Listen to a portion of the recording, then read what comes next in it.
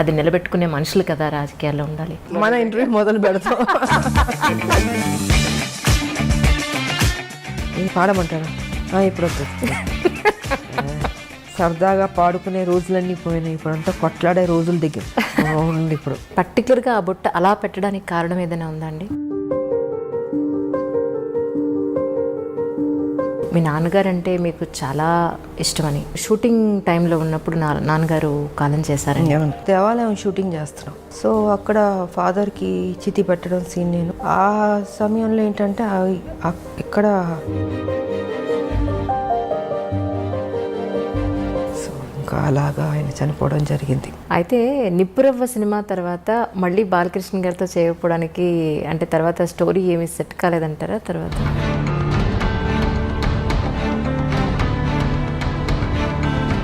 ఏం ఉండదు, ఉన్నంతసేపే నాది అది ఇది అనుకుంటాం. చనిపోయిన నెక్స్ట్ మూమెంట్ ఎప్పుడు బాడీ తీసేస్తారు అనుకుంటారు. ఒకటే తీసుకెళ్ళేది ఒక మంచి పేరు ఒకటే తీసుకెళ్తాం. ఎన్నాళ్ళ రాజకీయ జీవితం చూసిన తర్వాత ఇక్కడ మీరు నేర్చుకునే లెసన్ అంటే ఏం చెప్తారు? పాలిటిక్సే ఉంటుంది. క్రిమినల్గా ఉండే పాలిటిక్స్ చేయక్కర్లేదమ్మా. ఇప్పుడు కేసీఆర్ బొర్ర అయితే మాకొద్దు, ఎవడో కోరుకోడు. సూర్యకాంతం గారి క్యారెక్టర్ చూసి అమ్మో సూర్యకాంతం గారు అని భయపడేవాళ్ళం. కానీ నిజంగా వాడు చాలా మంచివాడు తెలుసా మీకు? మీకు తెలుసుండి ఒక అమ్మాయికి ఎక్కడైనా అన్యాయం జరిగింది అని అంటే మాత్రం అది ఆ మధ్యన ఒక 3 months బేబీ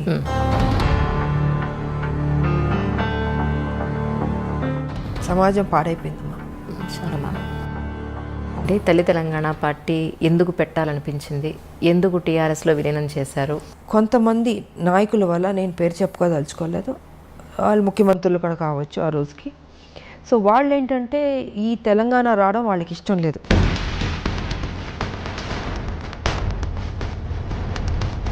అక్కడితో ఆపలే, దాన్ని బతికిద్దామని నేను తల్లి తెలంగాణ పార్టీ పెట్టాను. కేసీఆర్కి ఏంటి, ఆయనకి ఈవిడ స్ట్రాంగ్గా వెళ్తుంటే ఒక మహిళగా ఈవిడ రేపు బలపడిపోతే నేను వెనక్కి ఆయన అప్కమింగ్ అప్పుడు ఎందుకు లాగేస్తే బెటర్ కదా. ఆయన ఆలోచనలన్నీ నెగిటివ్ ఆలోచన చేపించి కొన్ని కుట్రలు చేసి ఇంకా కాన్వర్ట్ స్టేజ్లో నేను విలీనం చేయాల్సి వచ్చింది. సరే విలీనం చేశాను, పోనీ అక్కడైనా కరెక్ట్గా నన్ను ఉంచారా, అక్కడ నన్ను కరెక్ట్గా ఉంచలేదని.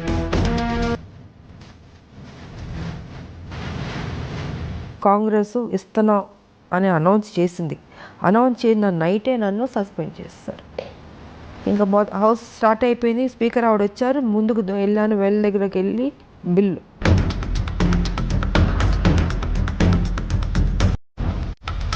ఈయన చూస్తే ఈయన లేడు. అంటే ఆ ఘట్టంలో కూడా ఈయన లేడు. తెలంగాణ రావాలని ఇంట్రెస్ట్ లేదు ఆయనకి. ఇప్పుడు నెక్స్ట్ ఎన్నికల్లో మీకు ఒక మంచి పోస్ట్ రాబోతోంది అని చెప్పని అన్నారు. ఇది ఎంతవరకు నిజం అంటారు? 1200 మంది చనిపోయారు. వాళ్ళ ఆత్మ శాంతించాలంటే అసలు సిసలైన తెలంగాణ రావాలి అనుకుంటే ఆ తెలంగాణ రావాలి. దోపిడీ తెలంగాణ జరుగుతుంది.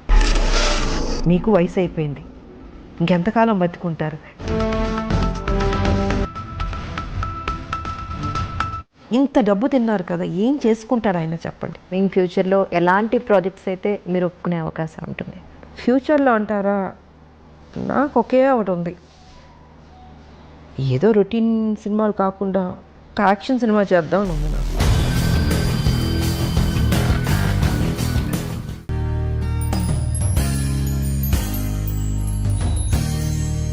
అందరికీ నమస్కారం అండి. ఈరోజు నిజంగా నా గెస్ట్ గురించి ఒక్క మాటలో నేను చెప్పలేను, కానీ ఒక చిన్న మాట చెప్పాలి. ఒక చిన్న పరిచయం, ఏదో ఒక ప్లేస్లో ఒక చిన్న పరిచయం. నిజంగా ఆ గెస్ట్కి నేను ఎప్పటికీ రుణపడున్నాను. ముందైతే గెస్ట్కి వెల్కమ్ చెప్పేద్దాం. మ్యామ్ నమస్కారం. నమస్తే. మిమ్మల్ని ఇలా కలవడం చాలా సంతోషంగా ఉంది. ఇంకోటి ఏంటంటే ఐ డ్రీమ్లో మీరు మొట్టమొదటిసారిగా మాకు ఇచ్చే first interview. I'm really so excited. మీకు చాలా రుణపడున్నాను. ఎలా అంటే చాలామంది నాతో అన్నారు, విజయశాంతి గారి దగ్గరికి ఏ ఒక్క లేడీ వచ్చినా సరే ఆవిడ ఒక్కసారి మాట ఇస్తే మాట తప్పరు అని. అందరు ఇలాగ చెప్తారులే అనుకున్నాను. నాది ఒక చాలా చిన్న పరిచయం. యాక్చువల్లీ నేను మీకు గుర్తున్నాను అనుకున్నాను. సరిలేరు నీకెవరు షూటింగ్ అప్పుడు కలిసాం, మీరు నన్ను అడిగారు. Yes ma'am. సో అప్పుడు అడిగింది ఇప్పుడు కుదిరింది. నిజం మ్యామ్. నాకు ఎంత సంతోషం అంటే మా లాక్డౌన్లో మీ డోర్ కొట్టి మ్యామ్ ఇంటర్వ్యూ ఒకసారి గుర్తు చేద్దామని వచ్చానంటే మీరు ఇక్కడి నుంచి అంజలి నాకు గుర్తున్నావు, నేను నీకు ఇంటర్వ్యూ ఇస్తాను, మాట ఇచ్చాను, ఇస్తాను అని అన్నారు. మాట ప్రకారం అలాగే నిలబెట్టుకున్నారు. Thank you. నాకు ఇప్పుడు అనిపిస్తుంది ఏంటి అంటే మీలాంటి వాళ్ళు కదా నిజంగా రాజకీయాల్లోకి రావాలి. మాట ఇచ్చారు అని అంటే అది నిలబెట్టుకునే మనుషులు కదా రాజకీయాల్లో ఉండాలి. But really ma'am such a great meeting with you. Thank you. చాలా చాలా సంతోషంగా ఉంది. అది నేను నా సంతోషం చెప్పలేకపోతున్నా ఒక్క మాట. మన ఇంటర్వ్యూ మొదలు పెడతాం ఇలా ఇంటర్వ్యూ మొత్తం పోడుతూనే ఉంటారు. రియలీ మ్యామ్ మ్యామ్ యాక్చువల్లీ మీ లైఫ్ని ఒక 3 పార్ట్స్గా తీసుకుంటే, ఒకటి మీ పర్సనల్ లైఫ్, 2 సినీ రంగ ప్రవేశం, 3 రాజకీయ జీవితం. ఈ మూడింటిని ఐ డ్రీమ్లో ఒక బయోగ్రఫీ లాగా కమింగ్ జనరేషన్స్ ఎప్పుడు ఆల్మోస్ట్ యూట్యూబ్లో 100 సంవత్సరాలు ఉంటుందట. సో దీని ఒక బయోగ్రఫీ లాగా తీసుకుని మీ జీవితంలో ఈ 3 ఎలిమెంట్స్లో ఇంపార్టెంట్ ఎలిమెంట్స్ని అలా డీటెయిల్డ్గా తీసుకుందనే ఉద్దేశంతో వచ్చిన కారణం. ఈ అవకాశాన్ని ఇచ్చిన మీకు నిజంగా చాలా చాలా ధన్యవాదాలు. ఒక్కసారి ఇప్పుడు దసరా నవరాత్రులు నడుస్తున్నాయి, చాలా డిఫరెంట్గా పెట్టారు బొట్టు. ఈ బొట్టుకి దసరాకి లేదు, నేను దీక్షలో ఉన్నాను. నేను ఆ పూజ చేస్తున్నాను, నేను నవరాత్రి పూజలు. సో కొన్ని పూజలు అంటే నేను డెఫినెట్గా నేను చేస్తూ ఉంటాను. సో ఇది నవరాత్రి కాబట్టి అమ్మవారికి ఆ దీక్షలో ఇంకా చేస్తున్నాను నేను. ప్రశాంతంగా ఉంటుంది మాకు, అంటే మార్నింగ్ అన్ని పూజలే ఉంటాయి కదా మాకు. గేట్ లోపలికి వస్తుంటేనే గేట్లోకి వస్తుంది ఒక ఫ్లేవర్, ఒక పువ్వుల వాసన, ఒక అగరబత్తి ధూపం. అది ఇల్లంతా మొత్తం పూజలు అగరబత్తులు అన్నీ ఉంటాయి. ఇంకా దేవుడు అంటే ఆ పూజ అంటే ఇంకా దానికి మనం టైం కేటాయిస్తూ ఉంటాం. కాకపోతే రాజకీయం మాకు ఉంటుంది, తప్పదు. సో దేవుడికి ఇవ్వాల్సిన సమయం ఆ సమయం నేను ఇచ్చేస్తాను. మార్నింగ్ నేను ప్రశాంతంగా ఉంటుంది ముందు. ఈ అంటే పర్టికులర్గా ఆ బుట్ట అలా పెట్టడానికి కారణం ఏదైనా ఉందా అండి? ఏమో నాకు తెలీదు. దేవుని దండం పెట్టుకుంటా అలా పెట్టేస్తాను అంతే. ఇలా పెట్టాలి అలా పెట్టాలని ఏమి ఉండదు. అది ఆ పూజ చేసినంతసేపు స్వామిలో ఆ లీనమైపోతున్నట్టు ఉంటుంది. సో అది అయిన తర్వాత ఆ అమ్మవారి దీవెనలతో బుట్ట అలా పెట్టేసుకుంటాను. మరి అది అంటే సుమంగళీళ్ళు ఎప్పుడు ఇలా పెట్టాలి ఒకటి ఉంటుంది లెక్క. ఇదేమో అమ్మవారిది. అది ఒక్కసారి మీ ఫ్యామిలీ గురించి, అమ్మ నాన్న. ఫ్యామిలీ గురించి చెప్పాలంటే నేను, మా మదరు, మా ఫాదరు, ఒక అన్నయ్య, నలుగురమే. కథ ఫ్యామిలీ పరంగా చూసుకుంటే చాలా పెద్ద ఫ్యామిలీ. బట్ మా మదర్కి ఫాదర్కి నేను మా అన్నయ్య ఆయన జస్ట్ ఒక 2-3 ఇయర్స్ బ్యాక్ చనిపోయారు. సో నేను ఒక్కదానే ఉన్నాను. అండ్ ఇప్పుడు నేను నా భర్త, అంతే, ఇద్దరమే. చిన్న ఫ్యామిలీ ఇప్పుడు. కానీ మీ గురించి తెలుసుకోవాలి ఇంటర్వ్యూ కోసం అన్నప్పుడు నాకు యూట్యూబ్లో చాలా వీడియోలు మీ నాన్నగారు అంటే మీకు చాలా ఇష్టమని, మీరు షూటింగ్ టైంలో ఉన్నప్పుడు నాన్నగారు కాలం చేశారని, దాన్ని అసలు ఆ టైంలో మీరు కళ్ళు తిరిగి పడిపోయారని కూడా కొన్ని వీడియోలో చెప్పడం జరిగింది. ఒక్కసారి నాన్నగారి గురించి తెలుసు. యాక్చువల్గా దేవాలయం షూటింగ్ చేస్తున్నాం, అమరావతి, గుంటూరు నుంచి అమరావతి. సో అక్కడ షూటింగ్ చేస్తుంటే అక్కడ ఏంటంటే ఫాదర్కి చితి పెట్టడం సీను, టి కృష్ణ గారు డైరెక్షన్, దేవాలయం, శ్రవణ్ బాబు గారిని. సో అక్కడ ఫాదర్కి చితి పెట్టడం సీన్ నేను వెళ్ళి కూతురు చితి పెడుతుంది. ఆ సమయంలో ఏంటంటే ఇక్కడ చెన్నైలో అప్పుడు మా నాన్నగారు పోవడం జరిగింది. నాకు తెలియదు, చెప్పలే, టి కృష్ణ గారు ఎవరు చెప్పలే. సరే ఈవినింగ్ షూటింగ్ అంతా అయిన తర్వాత ఇన్ఫర్మేషన్ వచ్చింది. ఇప్పుడంటే మనకు సెల్ ఫోన్స్ ఉన్నాయి, అప్పుడంతా ల్యాండ్ లైన్, టైం పట్టేది, దొరికేది కాదు. ఐ థింక్ 6:37కి టి కృష్ణ గారికి వచ్చింది మెసేజ్, ఇలాగా ఫాదర్ పోయారనేసి. సో ఆయన ఏం చేశారంటే పోయారని చెప్పలే నాకు. నైట్ షూటింగ్ ఉండింది, డే అంతా శ్మశానంలో షూటింగు, నైట్ వచ్చి ఈ దశావతారాలు పాటలు చేస్తున్నాం అది. సో దానికి నేను డ్రెస్ చేంజ్ చేసుకోవడానికి క్లాసికల్ డ్రెస్ చేసుకుని రెడీ అయ్యి వస్తున్నాను. టి కృష్ణ గారు అన్నారు, ఇలా నాన్నగారు బాగాలేదంట, బయలుదేరమ్మన్నారు అన్నారు. అంతే చెప్పారు. ఏమైందంటే లేదు బాగాలేదన్నారు, అంతే, టెన్షన్ అవ్వబాకమ్మా, బాగాలేదన్నారు అన్న. సరే ఆల్మోస్ట్ అన్ని ట్రైన్లు వెళ్ళిపోయినాయి. నైటు అంటే అమరావతి నుంచి గుంటూరుకు రావాలి కదా, వచ్చేటప్పటికి 11-12 అయినట్టుంది నాకు. ఇంకా 12 లాస్ట్ ఒక ట్రైన్ ఉండింది, ఆ ట్రైన్ పట్టుకుని నేను చెన్నైకి వచ్చాను. చెన్నైకి వచ్చి ఇంటికి వచ్చి చూసేటప్పటికి నాన్నగారు పడుకుని ఉన్నారు. నాకేం అర్థం కాలే, అట్లా టోటల్గా అప్సెట్ అయిపోయి మధుర అక్కడ కూర్చున్నారు. ఆవిడ ఏడుస్తుంది, నాకేం అర్థం కావట్లేదు. ఎందుకంటే మా నాన్నగారు అంటే చాలా ఇష్టం నాకు నిజంగా. సో ఇంకా అలాగా ఆయన చనిపోవడం జరిగింది. అండ్ దాని తర్వాత మళ్ళీ 1 year గ్యాప్లో మా మదర్ పోయారు. అంటే ఒక దెబ్బ మీద ఇంకొక దెబ్బ. ఆ ఏజ్ చిన్నపిల్లని ఏం తెలుస్తుంది మనకి. తల్లిదండ్రులు ఉండాలని కోరుకుంటాం. అలాంటిది నాన్నగారు ఎన్నో కళ్ళుగా అన్నారు నా కూతురు పెద్ద స్టార్ అవ్వాలి అనేసి. సో ఆ టైం అప్కమింగ్ స్టేజ్ అప్పుడంతా. ఆ సమయంలో ఆయన లేకపోవడం అన్నది పెద్ద సెట్ బ్యాక్ నాకు, నా జీవితంలో పెద్ద బ్లో నాకు. ఇంకా అక్కడి నుంచి మళ్ళీ కోలుకుంటూ మళ్ళీ ముందుకెళ్తుంటే మళ్ళీ మా మదరు. ఇంకా ఇది జీవితం అనుకుని ఇంకా అన్నీ నేనే భుజాన్ని వేసుకొని దిగమింగుకొని బాధ్యత తీసుకొని ఇంకా పనే నాకు సర్వస్వం అనుకుని ముందుకెళ్ళడం జరిగింది. అలా జరిగింది మా మదర్ ఫాదర్ది.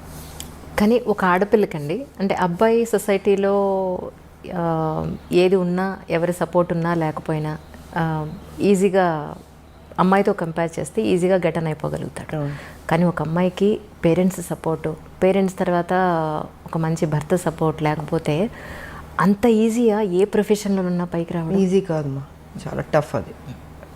కాకపోతే నాకేంటంటే ఫస్ట్ మదర్ ఫాదర్ పోవడం వల్ల లైఫ్ విలువ, వాల్యూ, బాధ్యత అన్నీ ఆటోమేటిక్గా దేవుడు నాకు తెలిసేటట్టు చేశాడు అనిపిస్తుంది.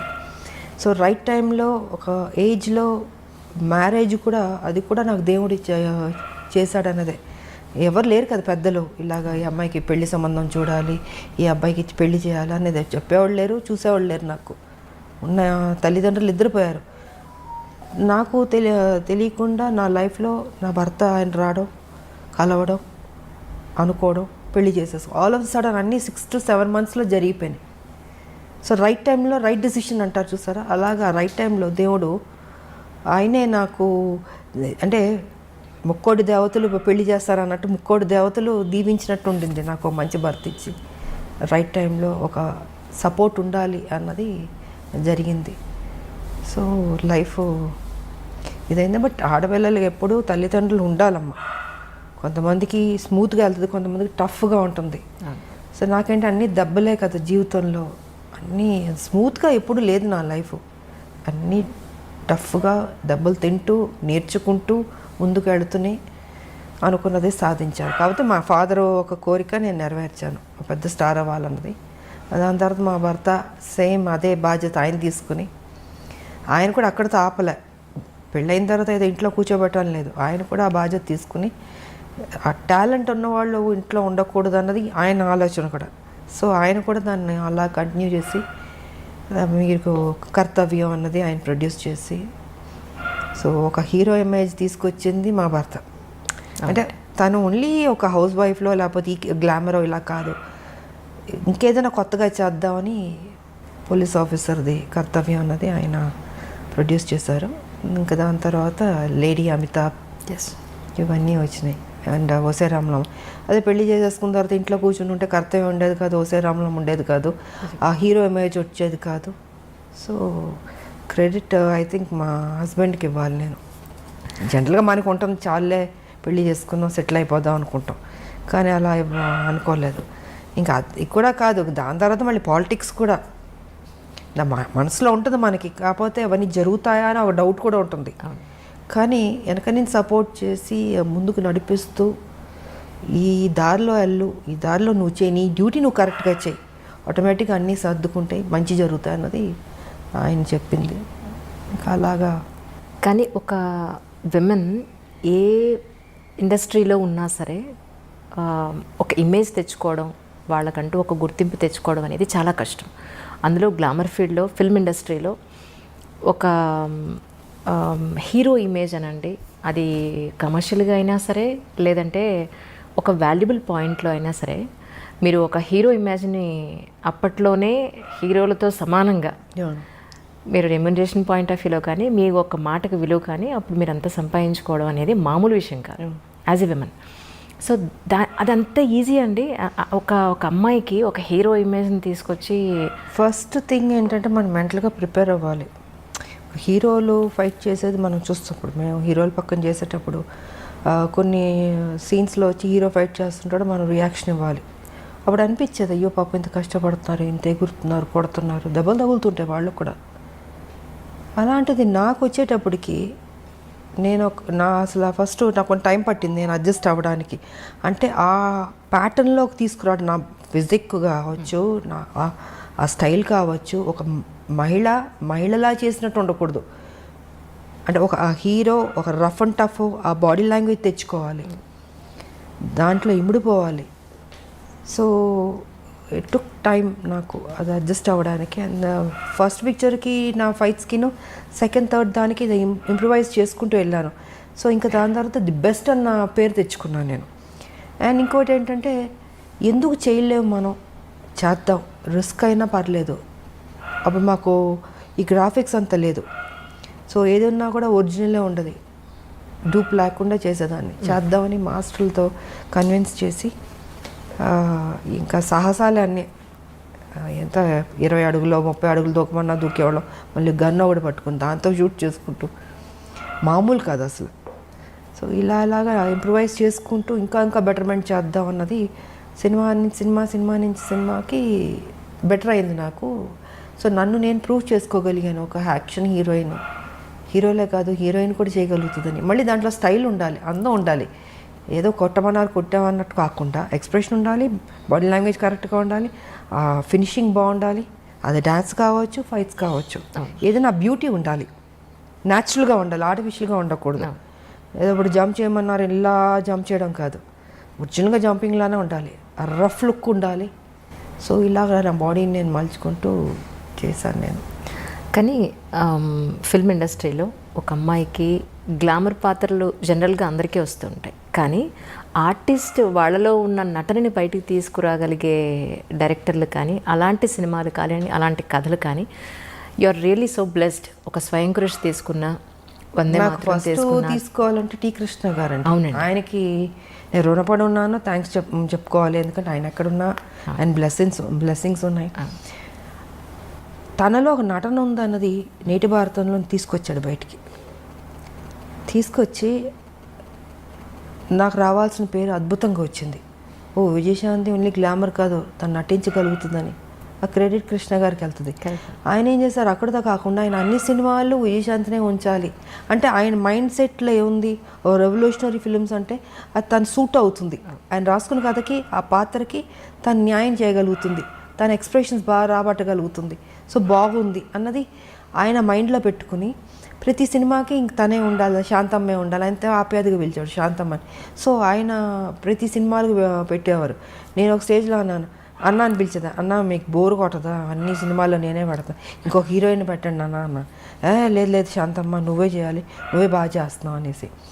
ఒక స్టేజ్లో అయితే ప్రతిఘటన అయితే నేను అన్నాను, కథ విన్నాను బాగుంది, బట్ నాకు డేట్లు కుదరలేదు, టోటల్గా బిజీగా ఉన్నాను. అప్పుడు అన్నాను, అన్న కుదరట్లేదు అంటే నువ్వు చేయాలి, ఇది నువ్వు చేయకపోతే నేను చెయ్యను, భీష్మించి కూర్చున్నాడు ఆయన. ఇంకా ఏంటంటే ఆఖరికి అందరు ప్రొడ్యూసర్లు రిక్వెస్ట్ చేసి 1 నెల నాకు ఇవ్వండి అని 1 మంతే నాకు వెళ్ళాను, వైజాగ్ వెళ్ళి కంప్లీట్ చేసుకుని వచ్చేసాను.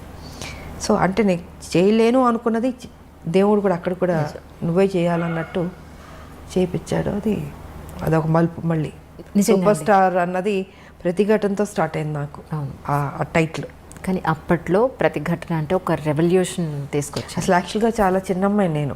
ఎగ్జాక్ట్లీ. అందరూ ఏమన్నారంటే అదేంటి కృష్ణ మరీ చిన్నపిల్లతో యాక్ట్ చేపిస్తున్నావు, ఒక లెక్చర్ క్యారెక్టర్ అంటే ఒక 30 ఏళ్ళు 40 ఏళ్ళు ఊహించుకుంటారు, బట్ ఆల్మోస్ట్ చాలా యంగ్ నేను.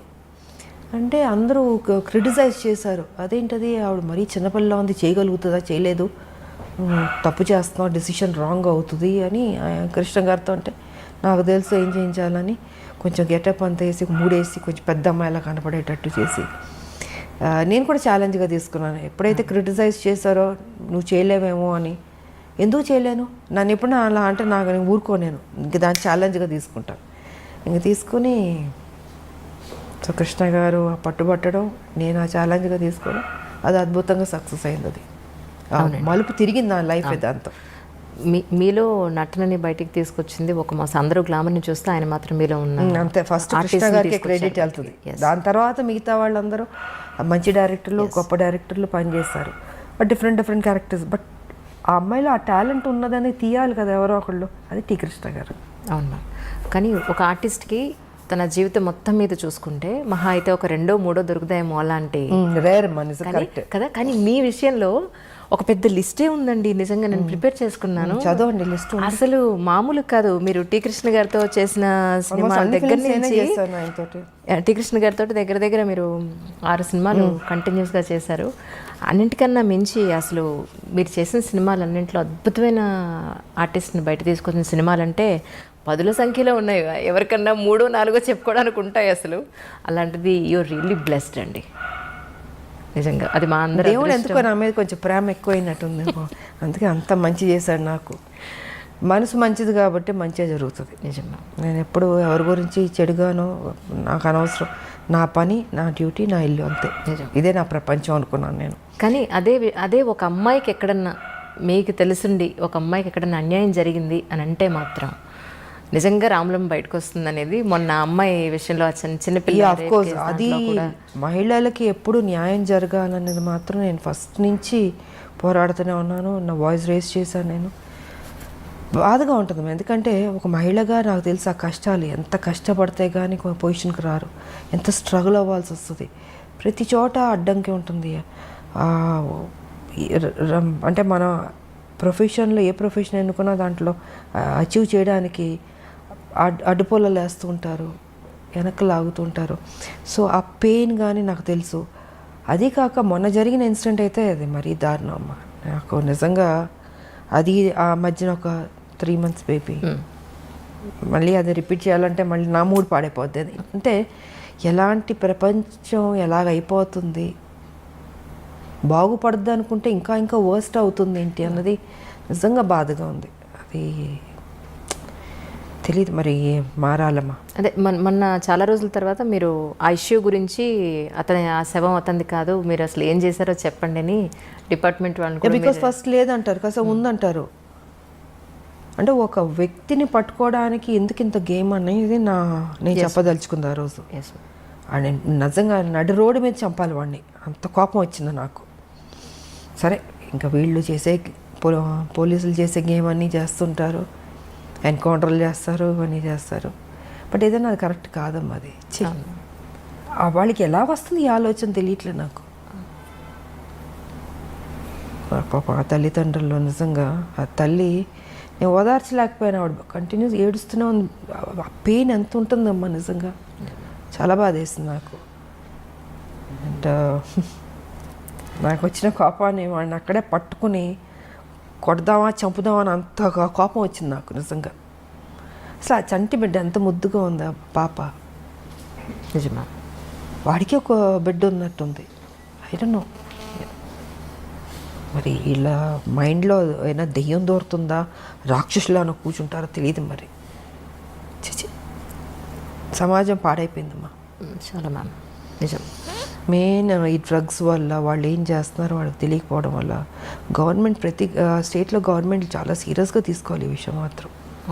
అంటే ఆ మత్తులో తేడా తెలియట్లేదు వాళ్ళకు కూడా. తల్లి, చెల్లి, బిడ్డ అన్న తేడా కూడా లేకుండా మృగంలాగా తయారైపోయారు. సో డ్రగ్స్ అనేది కంట్రోల్ చేయాలి, లేకపోతే టోటల్గా చట్టాలు ఇంకా స్ట్రాంగ్ చేయాల్సిందే. నాన్నగారు కాలం చేసిన తర్వాత మళ్ళీ టీ కృష్ణ గారు కాలం చేసినప్పుడు మీరు అంతగా కదిలిపోయారని చెప్పి విన్నాను. అసలు అంటే ఆయన సినిమాల ద్వారా మీలో ఉన్న నటీమణిని బయటకు తీసుకురావడం ఒకటే కాకుండా ఆయనతో ఉన్నంత బాండింగ్ అంటే ఏం చెప్తారు మీరు? ఒక అన్న చెల్లెల్ని ఎంత అపురూపంగా చూసుకుంటారో అలాగా ఆయన కానీ వదిన ఆవిడ కానీ ఎంతో ఆప్యాయతగా. అప్పుడు గోపీచంద్ అంతా చిన్నపిల్లలు, ఇంకొక పెద్ద బాబు ఉండేవాడు, అబ్బాయి కూడా చనిపోయాడు, పాప ఒకటి ఉంది. సో అందరూ ఒక ఫ్యామిలీలా ఉండేవాళ్ళు నిజంగా, అంత అన్యోన్యంగా. ఆయన ప్రతిదీ కేర్ తీసుకుని శాంతమ్మ ఇది చేయాలి, ఇది చేయాలి అనేసి. అలాగన్నా ఓసారి పొరపాటు అయ్యేది, అంటే యాక్టింగ్ ఈ సీన్ సరిగా రాకపోతే ఊరుకునేవాడు కాదు, ఆయన తిట్టేవాడు. ఆయన ఈ రేపటి పౌరుల షూటింగ్లో అయితే పెద్ద సీను, కోర్ట్ని గుడి బయట పెట్టి లెంతీ డైలాగ్ పెట్టి చేయాలి. ఆయన అప్పటికి క్యాన్సర్తో బాధపడుతూ బెడ్ మీద పడుకొని డైరెక్షన్ చేస్తున్నారు. సో ఆ సీన్ ఏంటంటే గంటలు గంటలని చేతులు చేయాలి. నేను ఒక ప్యాటర్న్లో చేసుకుంటూ వస్తే కట్ చేసి చేతులు ఇలాగ చేయాలి కదా, ఎందుకు ఇలా ముడుచుకుని చెప్తావు డైలాగు డామ్ డూమ్ అని తిట్టేశాడు ఆయన. నాకు అర్థం కాలే, ఎప్పుడు నేను చూడలేదు ఆయన్ని అంత ఎమోషన్ అయ్యి కోపం రావడం అన్నది. ఒక నిమిషం కూర్చుని పోయాను, నేను ఎక్కడ పొరపాటు చేస్తున్నాను అనుకుని చూసుకుని నాకు కొంచెం టైం అన్నాను. వెళ్ళి 5 minutes కూర్చుని ప్రిపేర్ అయ్యాను, వచ్చాను, సింగిల్ టేక్లో ఓకే చేస్తాను. అంటే ఎక్కడో పొరపాటు జరగచ్చు, అంటే ఆయన మైండ్లో ఇలాగ ఈ క్యారెక్టర్ ఇలా చేయాలి, వైల్డ్గా చేతులని చూపించి అది ఇది ఇలా చేయాలని అని ఉంది. నేను ఒక ప్యాటర్న్లో డైలాగ్ చెప్పుకుంటూ మామూలుగా చేసుకుంటూ వెళ్ళినా, అది కాదు, నాకు అది కావాలి. సీరియస్గా అరిచేసాడు మొత్తం క్రౌడ్, అందరూ జనాలు ఏనాలు. నాకు కొంచెం అప్సెట్ అయ్యాను నేను, ఇదేంట్రా ఇది ఫస్ట్ టైం. బట్ తెలుసు ఆయన హెల్త్ బాగాలేదని తెలుసు. సరే నాకు 5 minutes అని వెళ్ళి కూర్చుని మళ్ళీ నేను ఏ రకంగా చేస్తే బెటర్ అని రివైజ్ చేసుకుని వెళ్ళి చేశాను. I was happy. సో ఇలా ఉండేదమ్మా ఆయనది. అండ్ ఇంకోటి ఏంటంటే ఆయన చనిపోయినప్పుడు నేను ఊటీలో ఉన్నాను. సో ఊటీలో నాకు తెలిసింది వై హరికృష్ణ గారు ఉన్నారు అప్పుడు, కళ్యాణ తాంబూలం షూటింగ్ శోభన్ బాబు గారు నాది జరుగుతుంది. అంటే అప్పుడు తెలిసేటప్పటికి డెఫినెట్గా ఆయన నాకు ఒక గురువు, నాకు ఒక అన్న, అంత కేర్ తీసుకున్న లైఫ్ ఇచ్చిన ఒక గొప్ప వ్యక్తి. ఆయన చనిపోతే మనం ఎలా వదిలేస్తామని అక్కడి నుంచి ఊటీ నుంచి ట్రైన్ పట్టుకుని మొత్తం 2 ట్రైన్లు మారి వెళ్ళాను. నేను వెళ్ళి శ్మశానానికి వెళ్ళేటప్పటికి ఆల్మోస్ట్ అన్నీ అయిపోయినాయి. నేను రీచ్ అయ్యేటప్పటికి వదినున్నారు ఆవిడ అక్కడ. ఇంకా అప్సెట్ అయిపోయాను నేను, అంత గౌరవం నాకు ఆయన అంటే. సో అలా జరిగింది టి కృష్ణ గారు.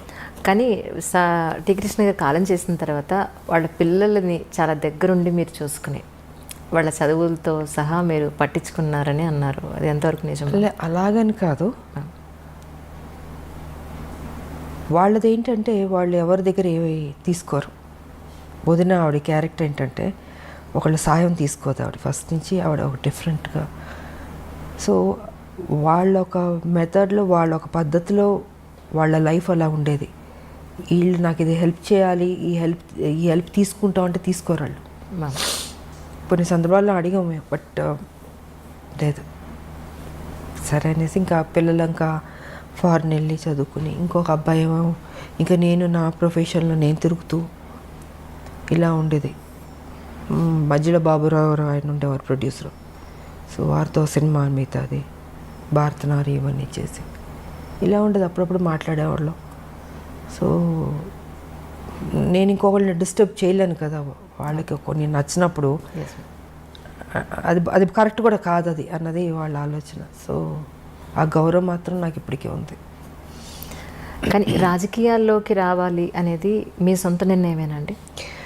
రాజకీయాల్లో రావాలన్నది అయితే తెలంగాణ ఇష్యూ అన్నది మైండ్లో ఉంది. బికాజ్ ఈ రజాకార్లు, నిజాం పరిపాలన, మా తాతగారి ఫ్యామిలీ, మా పెద్ద ఫ్యామిలీ ఎలా డిస్టర్బ్ అయింది, ఎలాగా అంటే ఒక చంపడానికి వస్తున్న వాళ్ళు అరిచేతిలో పట్టుకుని చిన్నపిల్లలు. మా మదర్ ఇంకా నేను ఎప్పుడు లేదు, విజయశాంత మనిషే లేదు ఇప్పుడు.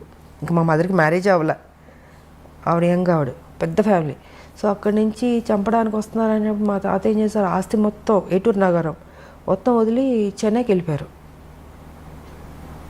ఏం చేస్తారు, ఇంకా నా కుటుంబాన్ని బతికించుకోవాలని దీంతో అందరిని తీసుకుని చెన్నైకి వెళ్ళిపోయి ఇంకా అక్కడ ఉండి, దాని తర్వాత అందరు పెద్దోళ్ళు అయ్యి ఒక కథ.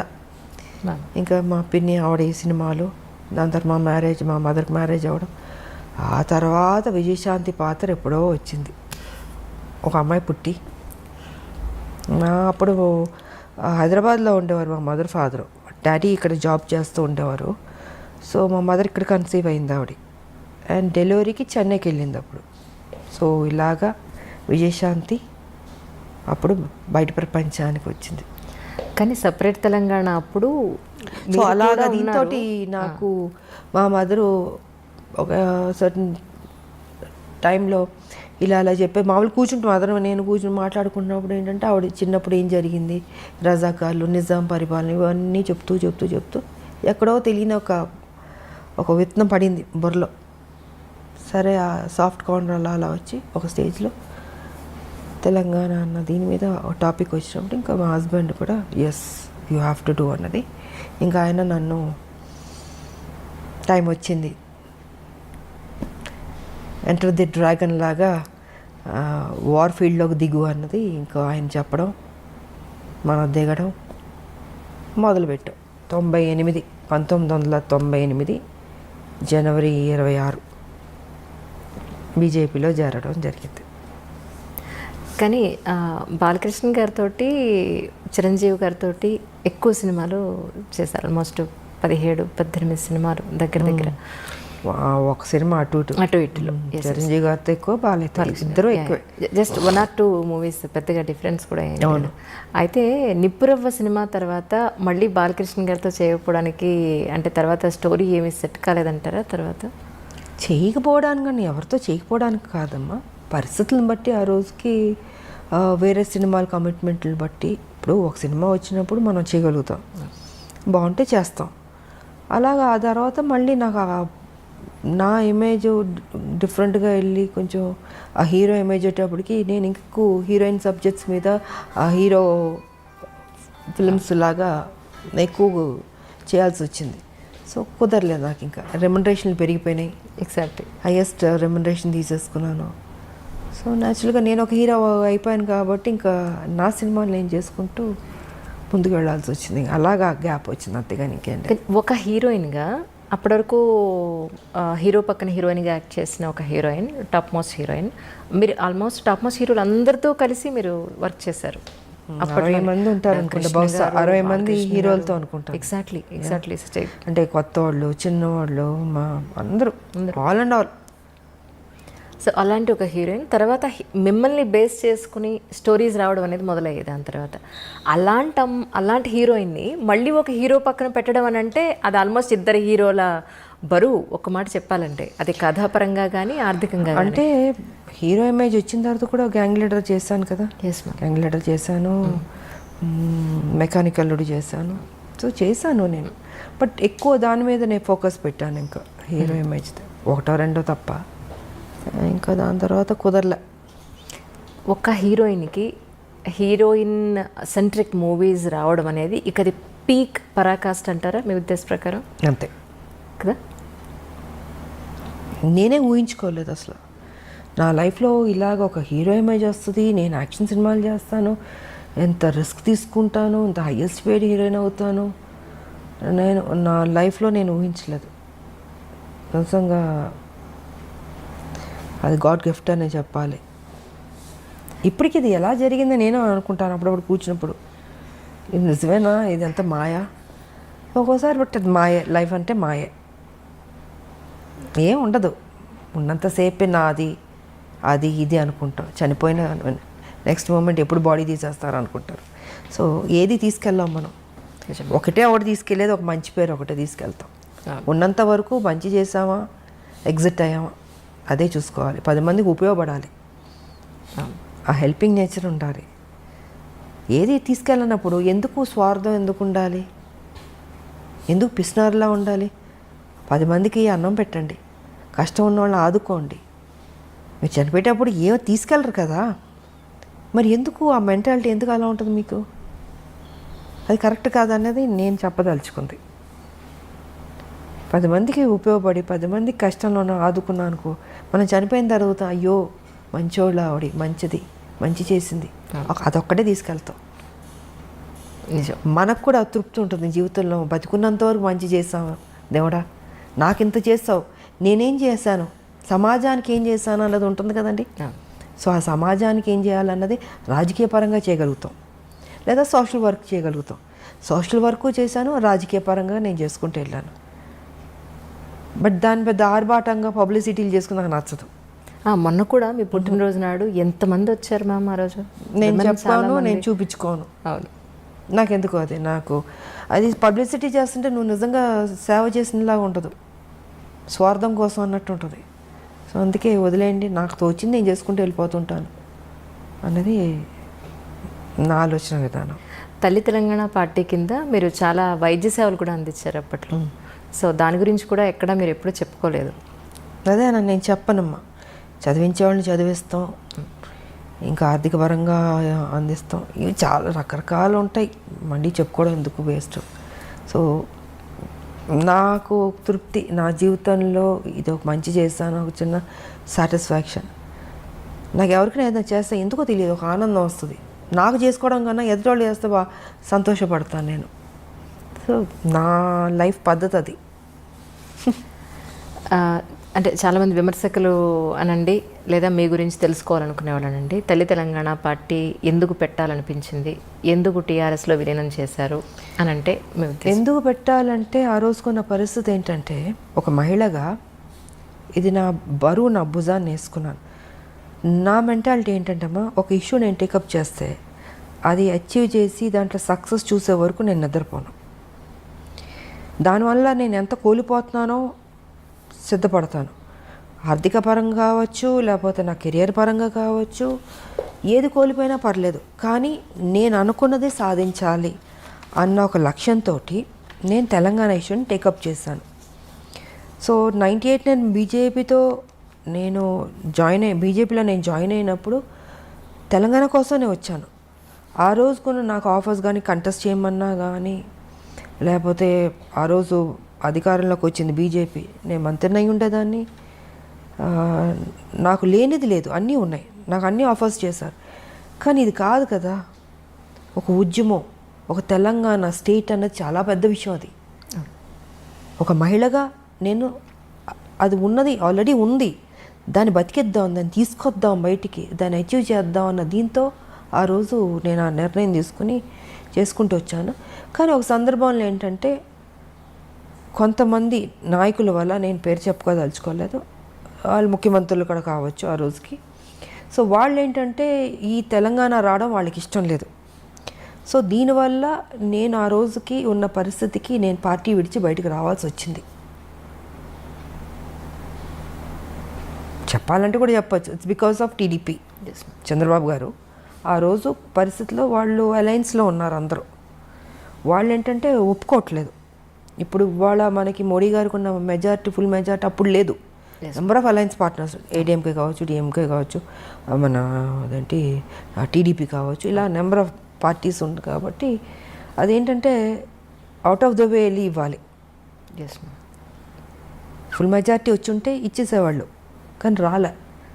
మిగతా అలయన్స్ పార్టీల మీద ఉండాల్సి వచ్చింది వాళ్ళ సపోర్ట్తో. అప్పటికీ నేను ఫైట్ చేశాను, మ్యాక్సిమం నేను ఫైట్ చేశాను.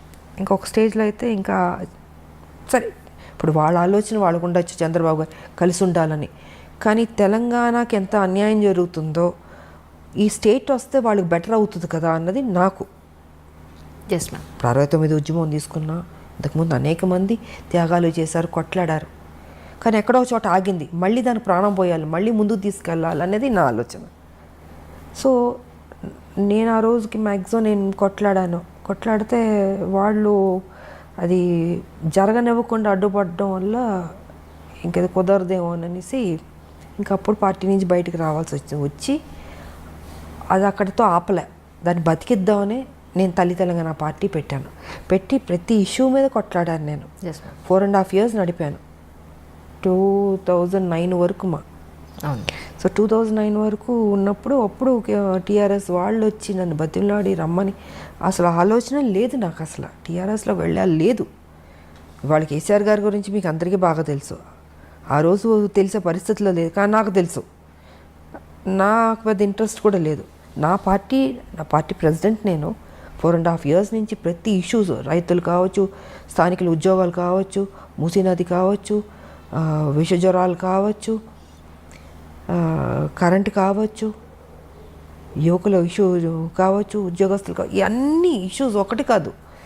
ఇంత కొట్లాడుతూ దూకుడుతూ వెళ్తున్నప్పుడు అప్పుడు వైఎస్ రాజశేఖర రెడ్డి గారు వాళ్ళు వీళ్ళందరూ, అమ్మో ఈ అమ్మాయి బాగా దూకుడు మీద వెళ్తుంది అంటే, బాగా చేస్తున్నా నేను, నా డ్యూటీ నేను కరెక్ట్గా చేస్తున్నా. కరెక్ట్.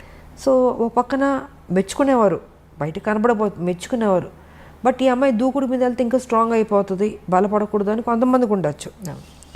సో కేసీఆర్కి ఏంటి, ఆయనకి ఈవిడ స్ట్రాంగ్గా వెళ్తుంటే ఒక మహిళగా ఈవిడ రేపు బలపడిపోతే నేను వెనక్కి అయిపోతానేమో అప్పుడు ఈ వాజ్ సో ఆయన అప్కమింగ్ అప్పుడు పార్టీ పెట్టుకుని 2001లో. సో ఈ అమ్మాయి ఇంత బోల్డ్గా వెళ్తుంది కదా, ఎందుకు లాగేస్తే బెటర్ కదా, ఆయన ఆలోచనలన్నీ నెగిటివ్ ఆలోచనలు. నాకు కొంతవరకు అర్థమైపోయింది ఈయన కరెక్ట్గా ఉండడని. బట్ ఈయన ఏంటంటే మనుషులు కబురు పెట్టి జయశంకర్ గారు మేధావులు వాళ్ళతో వీళ్ళతో ఏంటంటే మర్జ్ చేయమని నా మీద ఫోర్స్ పెట్టేవారు. నేను ఎందుకు అంటాను, రెండు ఒక కాజ్ మీద వెళ్తున్నప్పుడు మీరు తెలంగాణ కోసం, నేను తెలంగాణ కోసం. మీరు ఇప్పుడు వచ్చారు, నేను 98 నుంచి నేను మొదలు పెట్టాను. సో ఇద్దరం కలిసి ఉద్యమాలు చేద్దామండి. నేను ఎందుకు నా పార్టీ మీ దాంట్లో విలీనం చేయాలి. ఆయన ఏంటంటే డొంక తిరుగుడు తిప్పి మిగతా మేధావులతోటి జయశంకర్ గారితో అందరి మీద ఇలా కాదు ఇలా బాగుంటుంది, ఇలా కాదు ఇలా బాగుంటుంది అనేసి చాలా డిస్కషన్స్ జరిగినాయి. ఇంకా ఆఖరికి ఏం తీసుకొచ్చాడంటే ఇంక మనం ఏదో కరెక్ట్ కాదు వాళ్ళే కరెక్ట్ అన్న ఫీలింగ్తో చేపించి కొన్ని కుట్రలు చేసి ఇంకా కాన్ఫరెన్స్ స్టేజ్లో నేను విలీనం చేయాల్సి వచ్చింది. లేకపోతే విలీనం చేసి ఉండేది అది కాదు. సార్ విలీనం చేశాను పోనీ అక్కడైనా కరెక్ట్గా నన్ను ఉంచాడా, అక్కడ నన్ను కరెక్ట్గా ఉంచలేదు ఆయన. జేరన్ దగ్గర నుంచి నన్ను సస్పెండ్ చేసి బయటకు పంపించే వరకు ఇదే టెన్షన్ నాకు. నేను ఎంపీగా పోటీ చేసినప్పుడు కూడా నన్ను ఓడగొట్టాలని చూశాడు ఆయన. బట్ లక్కీగా నేను గెలిచాను నేను. సో గెలిచిన తర్వాత వెంటనే మళ్ళీ ఏదో ఒక నిందేయడం, ఒక సాకు చూపించడం,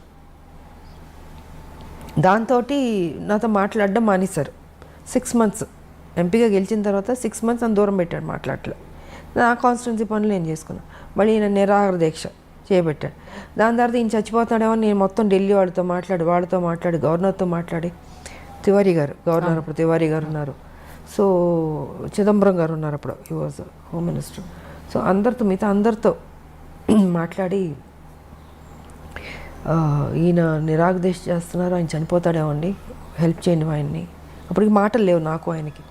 సో ఈ రకంగా చేసాం. అప్పుడు ఆ సందర్భంలో మళ్ళీ ఆయన కలిసి ఆయన హాస్పిటల్లో ఉన్నప్పుడు అప్పుడు మాట్లాడుకోవడం జరిగింది. మళ్ళీ మాట్లాడుకుని మళ్ళీ పార్టీలో మళ్ళీ మామూలు అయిన తర్వాత మళ్ళీ నా మీద ఇదే అది ఎప్పుడు ఆయన ఒక టైం వెయిట్ చేస్తూ కూర్చున్నాడు, ఈవిని ఎప్పుడు బయటికి పంపించేద్దామని.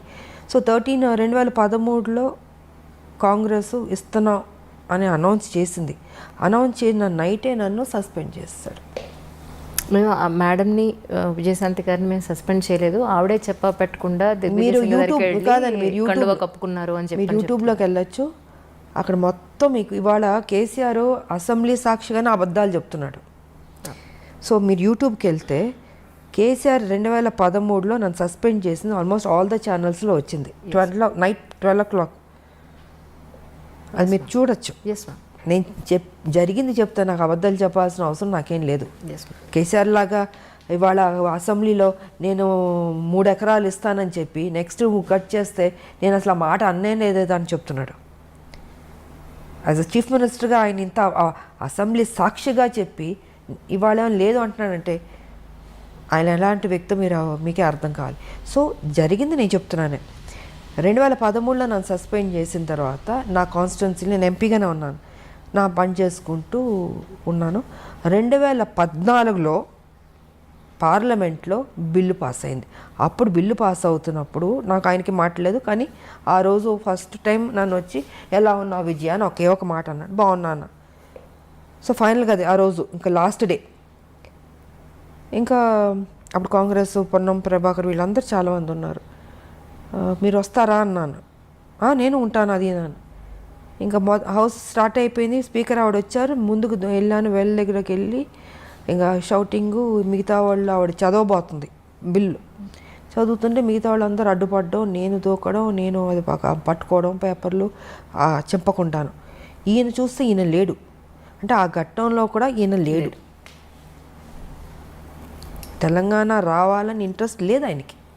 ఉంటే ఆ ఒక్క ఎప్పుడు బిల్లు పాస్ అవుద్దని కొన్ని కోట్ల మంది ఎదురు చూస్తాం. ప్రపంచం మొత్తం తెలంగాణ వాళ్ళు అక్కడక్కడ ఉంటుంటారు కదమ్మా. సో అన్ని చోట్ల నేను తెలంగాణ వాళ్ళు ఎప్పుడు జరుగుతుందా, ఎప్పుడు బిల్లు పాస్ అవుద్దని ఉంటున్నారు.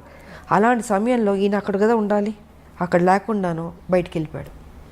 సో ఆ లాస్ట్ మూమెంట్ వరకు కూడా నా డ్యూటీ నేను సిన్సియర్గా చేసి బిల్లు పాస్ అయింది. చాలా హ్యాపీ ఫీల్ అయ్యాను నేను. అవును మ్యామ్, ఆ టైంలో you're also one of the party. ఒక్కదాన్నే నేను ఉన్నది ఇద్దరు ఎంపీలు ఒక ఆయన లేడు, వచ్చాడు వెళ్ళిపోయాడు. సో చివరి వరకు బిల్లు పాస్ అయ్యే వరకు నేను ఉన్నాను. ఆ రోజు బిల్లు పాస్ అయింది, నేను అనుకున్నది సాధించాను. మొత్తం మీ అంటే ఇంత ట్రావెలింగ్ పట్టింది నాకు. బీజేపీ నుంచి, నా తల్లి తెలంగాణ నుంచి, టీఆర్ఎస్ దగ్గర నుంచి, కాంగ్రెస్ దగ్గర నుంచి ఇంత ట్రావెలింగ్. ఈ ట్రావెలింగ్లో ఎక్కడ నా స్వార్థం చూసుకోలేదు. విజయశాంతి ఒక పెద్ద స్టారు, తెలంగాణ కోసం కొట్లాడుతుంది. ఆవిడ అడిగితే ఏదో ఇవ్వడానికి అన్ని పార్టీలు రెడీ. ఆయన మిగతా పార్టీలు అందరూ నాకు ఏం కావాలో తీసుకోండి, మా పార్టీలోకి రండి అన్నీ అడిగారు.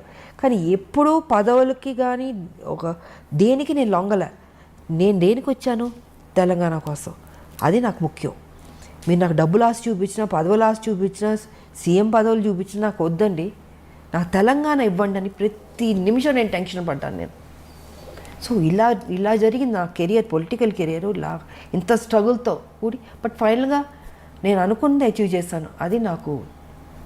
ఎప్పుడైతే మీ తాతగారు అప్పటి రోజుల నుంచి ప్రాణం చేతపట్టుకుని మీరు అక్కడికి వెళ్ళారు, అవును, మళ్ళీ ఇన్నాళ్ల తర్వాత మీ కళ నెరవేరింది అనుకోవచ్చు. అదే రాసి ఉంటుంది, ప్రతి బియ్యం మీద పేరు రాసినట్టు నాకు రాసింది తెలంగాణ నువ్వు కొట్లాడాలి, పార్లమెంట్లో నీ చేతుల మీదుగా రావాలి అన్నది రాసినట్టుంది.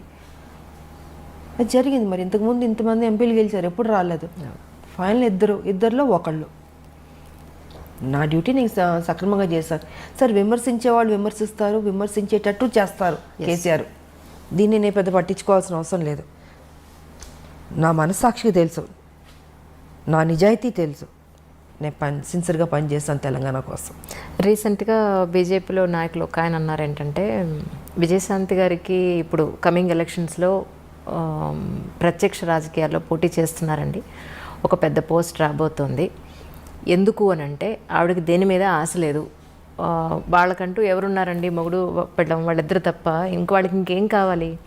ఇప్పుడు వెనకాతల పిల్లలు ఉన్నారు, లేకపోతే ఇంకా పెద్ద ఫ్యామిలీ ఉంది, వాళ్ళ కోసం కూడబెట్టాలి అనేది లేదు. ఆవిడకి ఇంకేం కావాలి, సొసైటీ గురించి తప్ప ఇంకా పెద్దగా ఆలోచించే పరిస్థితి లేదు. మేడం అయితే ఆ పరిస్థితిలో ఉన్నారు కాబట్టి ఇప్పుడు ప్రత్యక్ష రాజకీయాల్లో చాలా డైరెక్ట్గా ఇప్పుడు నెక్స్ట్ ఎన్నికల్లో మీకు ఒక మంచి పోస్ట్ రాబోతోంది అని చెప్పని అన్నారు. ఇది ఎంతవరకు నిజం అంటారు? ఒకటమ్మా, నేను ఏనాడు పోస్టుల కోసం పరిగెత్తిందో తాపత్రయపడిందో నా లేదు. నా ప్రజలకు మేలు జరిగితే చాలు, నన్ను ఏం చేయమంటారు చెప్పండి, నేను చేస్తాను. నా జీవితం అన్యాయం అయిపోయినా పర్లేదు, కానీ నా ప్రజలు 4 కోట్ల ప్రజలు, వాళ్ళకి మేలు జరిగితే చాలు అన్నదే తప్ప ఇంతకాలం నాకు రెడ్ కార్పెట్లు వేశారమ్మా. మీకు ఏం కావాలో చెప్పండి, మీరు మా పార్టీలో రండి, ఇది ఇస్తా అది ఇస్తా. నమస్కారం కూడా పెట్టాను. నా తెలంగాణ ఇవ్వండి చాలు, ఇంకా అంతకంటే మిమ్మల్ని నేనేం కోరుకోను. నేను నాకు పెద్ద ఆశ లేదమ్మా, డబ్బు అన్నీ చూశాను కదా, ఇంకేముంటుంది. మీరు చెప్పినట్టు నాకేమీ లేదు, నా పిల్లలు కూడా వద్దు అనుకున్నా, అన్నీ వద్దు, తెలంగాణ వస్తే చాలు, 4 కోట్ల మంది బతుకుతాయి చాలు. సో అలా ఉండింది. అండ్ ఇప్పుడు పార్టీ ఏ బాధ్యత ఇచ్చినా అది నా బాధ్యతగా అనుకుంటాను, నా డ్యూటీగా చేస్తాను నేను. అయ్యో అది పెద్ద పోస్టు, ఇది పోస్టు, నాకేమీ లేదు. ఎంత పెద్దది, ఎందుకంటే ఇంకా పెద్దది, హిమాలయ అంత పెద్దది ఇచ్చినా కూడా ఇదే విజయశాంతి, అదే బాధ్యత, అదే సేవ ప్రజలకి. ఎందుకు పిల్లలు లేరు, ఇంక దేనికి నేనేం చేసుకోవాలి? నేను మా హస్బెండ్ ఇద్దరమే తెలంగాణ కోసం అన్నీ పక్కన పెట్టేశాను. సో ప్రజలకు బాగా జరిగింది అనుకో. నా బాధ ఇవాళ ఏంటంటే, ఇంత కష్టపడి తెలంగాణ సాధించాం, 1200 మంది చనిపోయారు, వాళ్ళ ఆత్మ శాంతించాలంటే అసలు సిసలైన తెలంగాణ రావాలి అనుకుంటే ఆ తెలంగాణ రాలే, దోపిడీ తెలంగాణ జరుగుతుంది. ఇది నాకు బాధగా ఉంది. దీని మీద నేను ఫైట్ చేస్తున్నాను. నేను కేసీఆర్ గారు కూడా ఒక్కసారి మేము గుండె మీద చేపెట్టుకుని ఆలోచించండి, మీరు చేస్తుంది రైటా రాంగా అని. మీకు వయసు అయిపోయింది, ఇంకెంతకాలం బతుకుంటారు? కనీసం మీరు వెళ్ళే లోపల మంచి చేసి వెళ్ళాలన్న ఆలోచన మీకు తట్టట్లేదు కేసీఆర్ గారు. మనం ఎన్ని మాటలు మాట్లాడుకున్నాం తెలంగాణ, ఎన్ని విషయాలు మనం డిస్కస్ చేస్తాం తెలంగాణ. ఇవాళ ఏమైపోయింది? మీకు ఎలా మనసు వస్తుంది ఆ అమాయక ప్రజలను మోసం చేయాలని? మీకు దేవుడి భక్తి ఉంటుంది, ఒకసారి ఆలోచించండి. ఇంత అబద్ధం, ఇంత మోసం అండి, ఇంత డబ్బు తిన్నారు కదా, ఏం చేసుకుంటాడు ఆయన చెప్పండి? 1,00,000 కోట్ల పైన మీరు తీసుకున్నారు తెలుసు అందరికీ. ఏం చేసుకుంటారు? ఆల్మోస్ట్ మీరు 70కి వెళ్ళబోతున్నట్టున్నారు. ఏం తినడానికి ఉండదమ్మా, తినేది ఎంతో తింటాం. కానీ మీరు కొంచెం మారండి. నేను అదే అంటున్నా, కేసీఆర్ గారు మీరు ఇప్పుడైనా మారండి. 2 సార్లు మీకు ప్రజలు అవకాశం ఇచ్చారు. ఆ ప్రజలు వాళ్ళ మొహాలు చూడండి. వాళ్ళని చూస్తే మీకు మోసం చేయబుద్ధి అవుతుందా? మీకు తప్పనిపించట్లేదు మీకు నిజంగా? కనీసం ఇప్పుడైనా మారి మంచి చేసన్నా ఈ భూమి నువ్వు విడిచేది వెళ్ళండి. మీకు వెళ్ళాల్సిన టైంలో మీరు ఉండండి, 100 ఏళ్ళు బతకండి కాదట్లే, కానీ తప్పు చేసి వెళ్ళొద్దు, మంచి చేసి వెళ్ళండి. ఉద్యమంతో చేసాం మనం, ఆ చిన్న తప్పు కూడా వద్దు, ఆ రిమార్క్ కూడా వద్దు అన్నది నేను ఆయనకి చెప్తున్నా. నేను ఆయన తీసుకుంటాడని నేను అనుకోవట్లేదు, బట్ నా డ్యూటీ నేను చెప్తున్నాను. ఇప్పుడు ప్రస్తుత తెలంగాణ గవర్నమెంట్కి మీరు ఎన్ని మార్కులు ఇస్తారు? నేను ఇవ్వను. నేను అదే చెప్తున్నాను. ఇప్పుడు ఇంతసేపు చెప్పింది ఆయన మంచి చేస్తుంటే మీరు మంచి చేశారు, నేను మెచ్చుకుంటాను. ఇప్పుడు మిగతా నేను బీజేపీలో ఉన్నాను అని కాదమ్మా. ఆయన కేసీఆర్, నేను విజయశాంతి, మనం పని చేసాం, ఉద్యమంలో కొట్లాడాం. కానీ ఇవాళ మీరు ఒక ముఖ్యమంత్రి అయ్యారు. ముఖ్యమంత్రి అయిన వెంటనే నేను ఒక్కరోజు కూడా మిమ్మల్ని నేను విమర్శించలే, తిట్టలే. 3 ఏళ్ళు మీకు టైం ఇచ్చాను నేను. సరే, కొత్త పార్టీ, కొత్తగా వచ్చారు, బాగా చేస్తారు, ఒక నమ్మకం. ఉద్యమాన్ని నుంచి వచ్చిన మనిషి కాబట్టి ఆయనకు ఆ బాధ్యత తెలుసు. ఎక్కడ ఏ ప్రాబ్లం ఉంది, ప్రజలకు ఏ కష్టాలు ఉన్నాయి, ఎక్కడ ఏ ప్రాబ్లం తీర్చాలని తెలుసు కాబట్టి చేస్తాడు అనుకున్నా. కానీ చేయలే. ముఖ్యమంత్రి కుర్చీలో కూర్చోగానే ఆయన ఆలోచనలు మారిపోయినాయి, మనిషి మారిపోయాడు. ఉద్యమం ఉన్న కేసీఆర్ గారు వేరు, ఇప్పుడున్న కేసీఆర్ వేరు. అహం పెరిగిపోయింది. ఎవరిని ఒకళ్ళు విమర్శిస్తే దాన్ని అంటే అది మనసుకు తీసుకుంటున్నాడు ఆయన. అంటే ఒక వెంజన్స్ లాగా వాళ్ళ మీద కేసులు పెట్టడం, సంబంధం లేని కేసులు, పాపం ఎంతోమందిని వేధించడం. అది చిన్నవాళ్ళ పెద్దవాళ్ళు ఎవరైనా సరే ఏ రకంగా వెళ్ళిపోతున్నాడు అంటే, ఏజ్ అయ్యే కొద్దీ మనం గతంలో చేసిన తప్పుల్ని, మన తప్పుని దిద్దుకుని మనం మారడానికి ట్రై చేస్తాం. కానీ ఈయన మారతలే. ఏజ్ అయ్యే కొద్దీ ఇంకా అగ్రెసివ్గా, నెగిటివ్గా, హార్ష్గా, క్రిమినల్గా ఈ రకంగా తయారవుతుంటే మరి నాకు ఈయనకి ఎక్కడి నుంచి వస్తుంది ఈ ఆలోచన నాకు అర్థం కావట్లే. ఫామ్ హౌస్లో కూర్చున్నది ఏ రకంగా మనం మోసం చేస్తూ వెళ్దాం అన్నది ఆలోచిస్తున్నాడు తప్ప ఇది మంచి చేద్దాం అన్నది లేదు. ఒక ముఖ్యమంత్రి అంటే పబ్లిక్లో ఉండాలి, ప్రజల్లో తిరగాలి. సో ఈయనైతే ప్రజల్లో తిరగట్లేదు. ఎంతసేపు ఫామ్ హౌస్లో కూర్చుని ఆలోచిస్తూ ఉన్నాడు. ఏ ఆలోచన అంటే మంచి ఆలోచన కాదు, చెడ్డ ఆలోచనలు. ఈ ఎన్నికలకి ఇలా మోసం చేద్దాం, ఆ ఎన్నికలకి ఇలా మోసం చేద్దాం ప్రజల్ని. నువ్వు ఎవరిని మోసం చేస్తున్నావు? ప్రజలు. ఆ ప్రజల్ని నువ్వు 2 సార్లు గెలిపించారు. అది తప్పనిపించట్లేదా అంటాను నేను. సో నేనైతే మార్కులు ఇవ్వను ఆయనకి. ఆయన డెఫినెట్గా మంచి చేస్తుంటే ఇచ్చుండేదాన్ని. మా పార్టీ ఏమనుకున్నా అనుకొని నేను ఆటోతో వెళ్ళి నేను పొగిడేదాన్ని. బట్ వచ్చే ఎలక్షన్స్కైనా హైదరాబాద్లో లేదా తెలంగాణ జిల్లాలో లేదా మన తెలుగు రాష్ట్రాల్లో బీజేపీ వచ్చే అవకాశం ఉందంటారా మీ ఉద్దేశం ప్రకారం? We're trying all best. నేను ఒకటే చెప్తున్నాను పబ్లిక్ కూడా, ఇంకా మీరు కన్ఫ్యూజ్ కాకండి. ఒకటే ఒక పార్టీ బీజేపీ పార్టీ ఉంది. ఎందుకంటే టీఆర్ఎస్ గతంలో కాంగ్రెస్ చూసారు, టీడీపీ చూసారు, అందరం చూస్తారు. కాంగ్రెస్ ఆల్మోస్ట్ ఏంటంటే టీఆర్ఎస్తో విలీనం అన్నట్టే చెప్పచ్చు. ఎందుకంటే అన్ని ఎమ్మెల్యేలు తీసుకున్న తర్వాత ప్రతిపక్ష హోదా కూడా పోయింది కాంగ్రెస్కి. ఇవాళ కేసీఆర్ గారు ఏం చెప్తుంటే కాంగ్రెస్ అదే చేస్తుంది. సో నేను బయటకు రావడానికి కూడా ఇదే కారణం. అంటే ఎంత కష్టపడినా వీళ్ళు లాస్ట్కి అమ్ముకుంటారు. అదే జరిగింది మొన్న 18-19లో. ఇంకా వీళ్ళు కరెక్ట్ కాదు, వీళ్ళు కొట్టాడేవాళ్ళు కాదు, వీళ్ళు డబ్బులకు అమ్ముడుపోయేవాళ్ళు, ప్యాకేజీలు తీసుకునేవాళ్ళని కొంతమంది చేస్తున్న తప్పుకి ఆ పార్టీ మొత్తానికే అందరికి మీద పడుతుంది. సో ఆ కొంతమంది సరిలేదు ఆ పార్టీలో, దానివల్ల కాంగ్రెస్ మర్యాద పోయింది. సో ఇవాళ నేనేమంటానంటే పబ్లిక్కి 4 లక్షల కోట్లు అప్పులు అయిపోయినాయి. తెలంగాణ డెవలప్మెంట్ లేదు. కేసీఆర్ ఎంతసేపు డబ్బుతో ఓటుతో కొనొచ్చు అని ఆ ప్యాటర్న్లో వెళ్తున్నాడు. ఆయన ఏం చేయడు. ఇంకా మీకు ఉన్నది ఒక బీజేపీ. సో దీన్ని సెటరేట్ చేయాలన్నా, డెవలప్ ఎంతైనా కొంత బెటర్ అవ్వాలన్నా, ఒక డిసిప్లిన్, ఒక అడ్మినిస్ట్రేషన్ బాగుండాలన్నా ఆ ఒక్క బీజేపీ వల్లే సాధ్యం. ఈసారన్నా ప్రజల్లో ఆలోచించి బీజేపీకి ఓటేసుకోండి. ఇంకా లేదు, ఆల్టర్నేట్ లేదు. ఇంక మీకు ఒకటి బీజేపీ కనపడుతుంది. ఇంకా ఇప్పుడు మీరే ఆలోచించుకోండి. ప్రజలకు వదిలిపెడతా. కాంగ్రెస్ ఏం చేస్తుందో అన్ని తప్పులు మీరు చూస్తున్నారు. టీఆర్ఎస్ ఏం చేస్తుందో మొత్తం కరప్షన్ చూస్తున్నారు. ఉన్న దాంట్లో ఎవరు బెటర్గా ఉన్నారంటే బీజేపీ. అది ఒక జాతీయ పార్టీ. కరప్షనే ఉండదు మీకు అందాల్సింది డెఫినెట్గా పబ్లిక్ అందుతుంది. ఇక్కడ ఎవరు తినేవాళ్ళు ఉండరు పార్టీలో, ప్రజలకే ఖర్చు పెట్టేవాళ్ళే ఉంటారు. ఏ స్కీమ్స్ తీసుకొచ్చినా మోడీ గారు పబ్లిక్లోకి వెళ్ళిందా అని చూసుకుంటాం. కానీ కేసీఆర్ ఏం చేస్తున్నారు, పబ్లిక్ దగ్గర నుంచి గుంజుతున్నాడు ఈయన. సో వ్యత్యాసం నేను చెప్తున్నాను టీఆర్ఎస్కి అండ్ బీజేపీకి. ఇవాళ అన్నీ మ్యాక్సిమం కేంద్రం నుంచి వస్తుంది తెలంగాణకి. కానీ కేసీఆర్ ఏం చేస్తున్నాడు, నేనే ఇచ్చుకుంటున్నాను ఆయన చెప్పుకుంటున్నాడు, బీజేపీ గురించి చెప్పట్లే. సో ఇప్పుడు న్యాయం జరగాలంటే బీజేపీ రావాల్సిందే అన్నది నేను చెప్పదలుచుకుంది. చాలా స్పష్టంగా చెప్తున్నాను. ఓటుకి 2000 ఇచ్చి ఓట్లు వేసుకున్న తర్వాత ఎవరు నష్టపోతున్నారు, మీరే నష్టపోతున్నారు పబ్లిక్. నా ఆలోచన ఎప్పుడు మీ మీద ఉంటుంది, మీరు ఎప్పుడు బాగుండాలని కోరుకుంటున్నాను నేను. కొట్లాడే తెలంగాణ మీకోసం కదా. మీకు అన్యాయం జరుగుతున్నప్పుడు చెప్పాల్సిన బాధ్యత నాకుంది. నేను అందుకే చెప్తున్నాను ఇవాళ. దీంట్లో ఎవరి స్వార్థం లేదు. చూడండి, ఒక ఛాన్స్ ఇవ్వండి, బీజేపీకి ఇచ్చి చూడండి. బాగోపోతే అప్పుడు మీ ఇష్టం, ఓకే మా కర్మ అనుకోండి, లేకపోతే వీళ్ళ కర్మ అనుకోండి, లేకపోతే మా కర్మ అనండి, ఏదైనా అనండి, మేము పడతాం. బట్ ఒక ఛాన్స్ ఇవ్వండి, అది మారుతుంది అన్నది నేను మనస్ఫూర్తిగా చెప్తున్నాను ప్రజలకి. వచ్చే ఎలక్షన్స్లో బీజేపీ నుంచి మీరు యాక్టివ్ రాజకీయాల్లోకి కనిపిస్తారని ఎక్స్పెక్ట్ చేయొచ్చు అంటారు?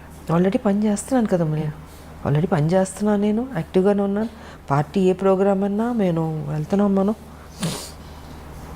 నేను ఎప్పుడూ రెడీయే. నేను పని చేసేది నేను 24 hours నాకు అలవాటే కదా. ఉద్యమాలు చేసిన వచ్చిన మనిషికి పోలీస్ స్టేషన్లు చూసాం, జైళ్ళు చూసాం, ఖైదీలు చూసాం, సామాన్య ప్రజలు చూసాం, కోర్టు మెట్లు ఎక్కాం, రోడ్ల మీద కూర్చున్నాం, తిండి తిప్పలు లేకుండా పనిచేసిన రోజులు ఉన్నాయి కదా. సో విజయశాంతి పనిచేసే మనిషే. నా జీవితంలో లగ్జరీ లైఫ్ కాదు ఇది, నా లైఫ్, నా ప్రజలే నాకు అన్నది ఎప్పుడో నేను దాంట్లోకి వెళ్ళిపోయాను నేను. సో వాళ్ళు ఏ డ్యూటీ ఇచ్చినా నేను పని చేయడానికి సిద్ధంగా ఉన్నాను, పని చేస్తూనే ఉన్నాం మేము. ఇప్పుడు ఉద్యమాలు చేసినట్టు ప్రతిరోజు ఇప్పుడు పార్టీ ఉద్యమం చేయదు. ఇష్యూ వచ్చినప్పుడు ఇష్యూ మీద ఫైట్ చేస్తాం. అప్పుడు ఉద్యమాలు అంటే ప్రతిరోజు మీకు సమస్యలు ఉంటే సమస్యలు కొట్లాడుతూనే ఉన్నాం. ఇప్పుడు రాష్ట్రం వచ్చిన తర్వాత అంత పని ఉండదమ్మా. ఇష్యూ వచ్చినప్పుడు ఇష్యూ, ఎలక్షన్స్ వచ్చినప్పుడు ఎలక్షన్స్, మీటింగ్ అన్నప్పుడు మీటింగ్, ఇలా డివైడ్ అవుతుంది వర్క్. సో దానికి తగ్గట్టు మేము పని చేస్తున్నాం. మ్యామ్, తర్వాత రౌడీ ఇన్స్పెక్టర్ సినిమా అప్పుడు మీ ఫ్యాన్స్ కర్నూలు జిల్లాకు మీరు వెళ్ళినప్పుడు మూవీ పరంగా అక్కడ ఎంతోమంది తండోపతండాలుగా విజయశాంతి గారిని చూడడానికి వచ్చేసినప్పుడు చాలా ఉద్రిక్త పరిస్థితులు నెలకొన్నాయి అప్పట్లో. బాలకృష్ణ గారు మిమ్మల్ని ఆ సిచ్యువేషన్ నుంచి లోపలికి తీసుకొచ్చి వాళ్ళందరినీ చాలా కంట్రోల్ చేశారని చెప్పని విన్నాను. అంటే అది ట్రైన్లో పాట ఉంది కదా, పాట ఇది నంద్యాల అనుకుంటాను. అది చేస్తుంటే క్రౌడ్ విపరీతంగా వచ్చేసి అసలు ట్రైన్ ఆపేశారు. నాకు ఆ రోజు కొంత ఫీవర్ వచ్చిందంటే డేలో మొత్తం పాట చేస్తూ విపరీతమైన ఎండ, జ్వరం వచ్చి అయిపోయింది, పాట అయిపోయింది. మళ్ళీ హైదరాబాద్ షిఫ్ట్ అవుతుంది ఇక్కడ వేరే సాంగ్కి. సరే చేస్తుంటే పడుకుంటే ఒకటే అరుపులు, జనాలు భయంకరం, అసలు మామూలు కాదు. ట్రైన్ ఆపి విజయశాంతి బయటికి రావాలి, గొడవ చేశారు. ఇంకా అప్పుడు బాలకృష్ణ తను వెళ్ళి ట్రై చేసి చెప్తున్నాడు, అయినా కూడా లేదు, రావాలంటే నిద్రపోతున్నాను నేను. సో నేను, తారా మాస్టర్ గారు మేమందరం అప్పుడు ఇంకా బయటికి తీసుకొచ్చారు. బాగా వీక్గా ఉన్నాను, నీరసంగా ఉంది, ఎండ దెబ్బకి జ్వరం వచ్చి సరే వచ్చి నుంచున్నాను. అంత అరుపులు కేకలు.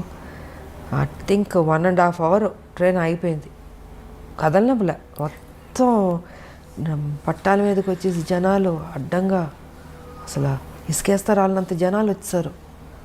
తర్వాత వాళ్ళు హ్యాపీ ఫీల్ అయ్యి అప్పుడు బయలుదేరి గిద్దాలు పగలగొట్టి అబ్బో బీభత్సం అలా జరిగింది. అప్పుడు రీసెంట్గా చిరంజీవి గారు ఆయనతో పాటు కలిసి వర్క్ చేసిన హీరోయిన్స్ అందరినీ ఇన్వైట్ చేశారు. మేమందరం అనుకున్నాం మీరు ఖచ్చితంగా ఉంటారు అందులో అని, కానీ మీరు అందులో నన్ను ఎప్పుడు ఇన్వైట్ చేసింది లేదు. ఒకళ్ళు చేసినా నేను వెదర్లను నేను, ఎందుకంటే నాకు అలాంటి పార్టీ ప్రోగ్రామ్స్ అంటే నాకు పెద్ద నచ్చదు. నేను ఫస్ట్ నుంచి షూటింగు నా ఇల్లు సినిమాలు చేసేటప్పుడు. సో పాలిటిక్స్ అంటారా, పాలిటిక్స్ అంటే ఉద్యమాలు నా ఇల్లు. నా ఫంక్షన్కే నేను వెళ్ళడం. నా 100 days ఫంక్షన్ కంటే తప్పదంటే వెళ్తాను. వెళ్ళి ఒక 1/2 hourలో ఉండి వచ్చేస్తాను ఆ షీల్డ్ తీసుకుని. ఎందుకో నాకు చిన్నప్పటి నుంచి ఈ పార్టీస్ కానీ నాకు నచ్చదు. సో వాళ్ళు ఎప్పుడు నన్ను ఇన్వైట్ చేసింది లేదు. ఒకవేళ ఇన్వైట్ చేసినా నేను వెళ్ళను, ఉండేదా, నేను అవాయిడ్ చేసి ఉండేదాన్ని. నేను తెలుగులో మిమ్మల్ని మొట్టమొదటిసారిగా ఇంట్రడ్యూస్ చేసింది విజయ నిర్మల గారు అని అనుకోవచ్చా అండి? కానీ విజయ నిర్మల గారు అప్పుడు కాలం చేసినప్పుడు కూడా మీరు చాలా వచ్చి నరేష్ గారు వాళ్ళ ఇంటికి వచ్చి చేసినప్పుడు జరిగింది. సో ఆవిడతో మీకున్న ప్రత్యేక అనుబంధం ఏంటి? కొంతమంది మన జీవితంలో మర్చిపోలేమమ్మా వాళ్ళు తీసుకున్న కేరు.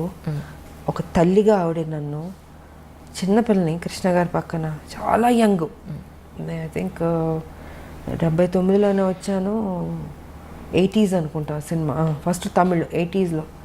ఇంత చిన్నపిల్ల కృష్ణ గారు అనేవారు, విజయ మరీ చిన్నపిల్లగా ఉంది, నా పక్కన యాక్ట్ చేస్తుంది, ఎలాగ బాగుంది, నా కూతురులా ఉంది అనేవారు. మీరు ఊరుకోండి నేను చూసుకుంటాను, కానీ అంత కేర్ తీసుకునేవాడు నిజంగా.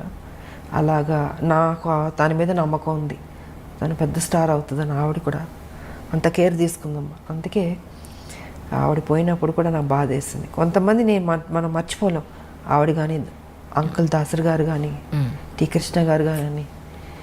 నా జీవితంలో నా లైఫ్ మారింది వాళ్ళ వల్ల. ఎలా మర్చిపోతాం చెప్పండి. సో నా ఫస్ట్ ఫిలిం భారతరాజా గారు, ఇలాగా కొన్ని మర్చిపోలేం. ఇంక మిగతా డైరెక్టర్స్ అంటారు, ఎస్ అఫ్ కోర్స్ నాకు మంచి సినిమా పాత్రలు ఇచ్చారు. విశ్వనాథ్ గారు, జంధ్యాల గారు, మోహన్ గాంధీ గారు, కోడిరామ్ కృష్ణ గారు. సో ఇలాంటి హీరోయిన్ సబ్జెక్ట్స్ చేసిన వాళ్ళు డైరెక్టర్లు, వాళ్ళని కూడా నేను మర్చిపోలేను. ఆ గౌరవం ఎప్పుడు ఉంటుంది నాకు వాళ్ళ మీద. కానీ రాజకీయాల్లోకి వచ్చిన తర్వాత, ఇన్నాళ్ళ రాజకీయ జీవితం చూసిన తర్వాత, ఇక్కడ మీరు నేర్చుకున్న లెసన్ అంటే ఏం చెప్తారు? రాజకీయం అంటే పాలిటిక్సే ఉంటుంది. పాలిటిక్సే ఉంటుంది కదమ్మా. ఆ ట్రిక్స్లో మనం వెళ్తూ ఉండాలి, ఎత్తులకు పై ఎత్తులు వేస్తూ ఉండాలి. విజయశాంతి గారితో అవుతుందా అంత రాజకీయ ట్రిక్స్? అలా 25 ఏళ్ళు అయిపోతుంది కదా. అవుతుందా అంటే మరి తెలంగాణ తీసుకురాలేదా, కొట్లాడలేదా? ఏ టైంకి ఏ రకంగా మనం ఇవ్వాలో ఆ దేవుడే నిర్ణయిస్తాడు. జీవితంలో ఒక మంచి దారిని మనం ఎన్నుకున్నాం, ఆ మంచి దారిలోనే నేను వెళ్తున్నాను, ఆ మంచి దారిలోనే నేను సక్సెస్ అయ్యాను. నేను తెలంగాణ అచీవ్ చేయడం అన్నది ఇట్స్ నాట్ అ జోక్. ఒక రాష్ట్రం, నేను ఉద్యమం టేకప్ చేసినట్టు అందరూ నన్ను వెటకారంగా మాట్లాడేవారు. ఈవిడ ఒక మహిళ, ఈవిడ తీసుకొస్తుంది, ఈవిడ కొట్లాడుతుంది, ఈవిడికి అవసరమా, సినిమాలు చేసుకుని హ్యాపీగా ఉండడం ఎందుకు ఈవిడికి, అన్నీ అన్నారు. అన్ని మాటలు పడ్డాను, నేనేం పట్టించుకోలేదు. నేను అనుకుంది సాధించాను. అనుకునేవాళ్ళు అనుకుంటారు. ఏ టైంకి మన బుర్ర ఏ రకంగా ఆలోచించాలో ఆ బుర్ర ఆ ఆలోచన దేవుడు డెఫినెట్గా ఇస్తాడు. క్రిమినల్గా ఉండే పాలిటిక్స్ చేయక్కర్లేదమ్మా, మంచిగా కూడా పాలిటిక్స్ చేయొచ్చు. ఇప్పుడు కేసీఆర్ బుర్ర అయితే మాకొద్దు, ఎవడో కోరుకోడు. సూర్యకాంతం గారి క్యారెక్టర్ చూసి అమ్మో సూర్యకాంతం గారు అని భయపడేవాళ్ళం, కానీ నిజంగా వాడు చాలా మంచివాడు తెలుసా మీకు. అవును, సినిమా పాత్ర అలాగుంటుంది. సో ఆవిడ పేరు కూడా పెట్టేవారు కాదంటే చాలామంది పుట్టినవాడికి సూర్యకాంత్ భయం అంటే. బట్ ఆవిడ అంత బంగారం అసలు. నేను నాతో పనిచేశారు ఆవిడ, మంచిగా వండర్ఫుల్. ఆవిడ కానీ నిర్మలమ్మ గారు కానీ ఎంత మంచివాళ్ళు వాళ్ళు. సో కొంత మన సినిమా పాత్రలు చూసి భయపడతాం, కానీ కేసీఆర్ ప్రత్యక్షంగా చూసి భయపడుతున్నాం. అంటే అంత భయంకరమైన క్యారెక్టర్ కాబట్టి ఆయనలా వద్దమ్మా. ఇలాంటి పాలిటిక్స్ చేయక్కర్లేదు, చక్కగా పాలిటిక్స్ చేయొచ్చు. మనం అనుకున్నది ఇంకా బెటర్గా చేయొచ్చు, ప్రజలకు ఉపయోగపడేటట్టు చేయొచ్చు. అదే మ్యామ్ నా ఉద్దేశం కూడా అంటే 100% చేయొచ్చు. నేను ఎంతకాలం మరి మంచిగా అనుకునేది చేశాను, ఫ్యూచర్లో కూడా అదే మంచిగా చేస్తాను నేను. తెలంగాణకు సంబంధించి ఇన్ కేస్ కమింగ్ ఫ్యూచర్లో మీరు కూడా వన్ ఆఫ్ ది అధికార పార్టీ బీజేపీ కనుక అధికారంలోకి వస్తే మీ ఉద్దేశ ప్రకారం తెలంగాణకి ఏమేం చేస్తే బాగుంటుందని మీరు అనుకుంటున్నారు? నా Telangana, I love Telangana, develop అవ్వాలి. చాలా ఉన్నాయి సమస్యలు, ఇంతకుముందు తక్కువ ఉంది, ఇప్పుడు ఎక్కువ ఉంది. ఇప్పుడు రోజు రోజుకి ప్రజలు కష్టాల్లోకి వెళ్ళిపోతున్నారు, బెటర్మెంట్ లేదు లైఫ్. సో దీన్ని బెటర్మెంట్ చేయాలంటే ఒక నేషనల్ పార్టీ వల్లే అవుతుంది. అది వాళ్ళ బీజేపీకి సాధ్యం అవుతుంది. మోడీ గారు ఇంకా మంచి మంచి పనులు చేస్తున్నారు కాబట్టి. సో మేమందరం డెఫినెట్గా వెళ్ళి మోడీ గారితో చెప్తాం, మాకు ఇది కావాలని మేము అడిగి తీసుకుంటాం. మేము మా తెలంగాణకి ఇస్తారు ఆయన. ఇప్పుడు మొత్తం భారతదేశానికే వ్యాక్సిన్లే ఫ్రీగా ఇస్తున్నారు, రైస్ ఫ్రీగా ఇస్తున్నారు, ఎన్నో మంచి కార్యక్రమాలు చేస్తున్నారు. బేటీ పడావో బేటీ బచావో ఇలా ఎన్ని, ఒకటి కాదు రెండు కాదు, చాలా ఉన్నాయి. మహిళలకు కూడా, గర్భిణీ స్త్రీలకు కూడా వాళ్ళ ప్రెగ్నెంట్గా ఉన్నప్పుడు ఖర్చు ఎంత భరిస్తుంది, డెలివరీ అయిన తర్వాత తల్లి బిడ్డలకి వాళ్ళకి పౌష్టికాహారం కావచ్చు, మెడిసిన్స్ కావచ్చు, వాళ్ళకి ఏం కావాలో ఆ సదుపాయాలన్నీ ఇస్తుంది. సో చాలా చేస్తుంది బీజేపీ. వాళ్ళ ఎందుకు చేతి మా తెలంగాణకి డెఫినెట్గా చేస్తుంది. మేము అడిగి తెచ్చుకుంటాం. మేము మోడీ గారు మాకు ఇది కావాలి.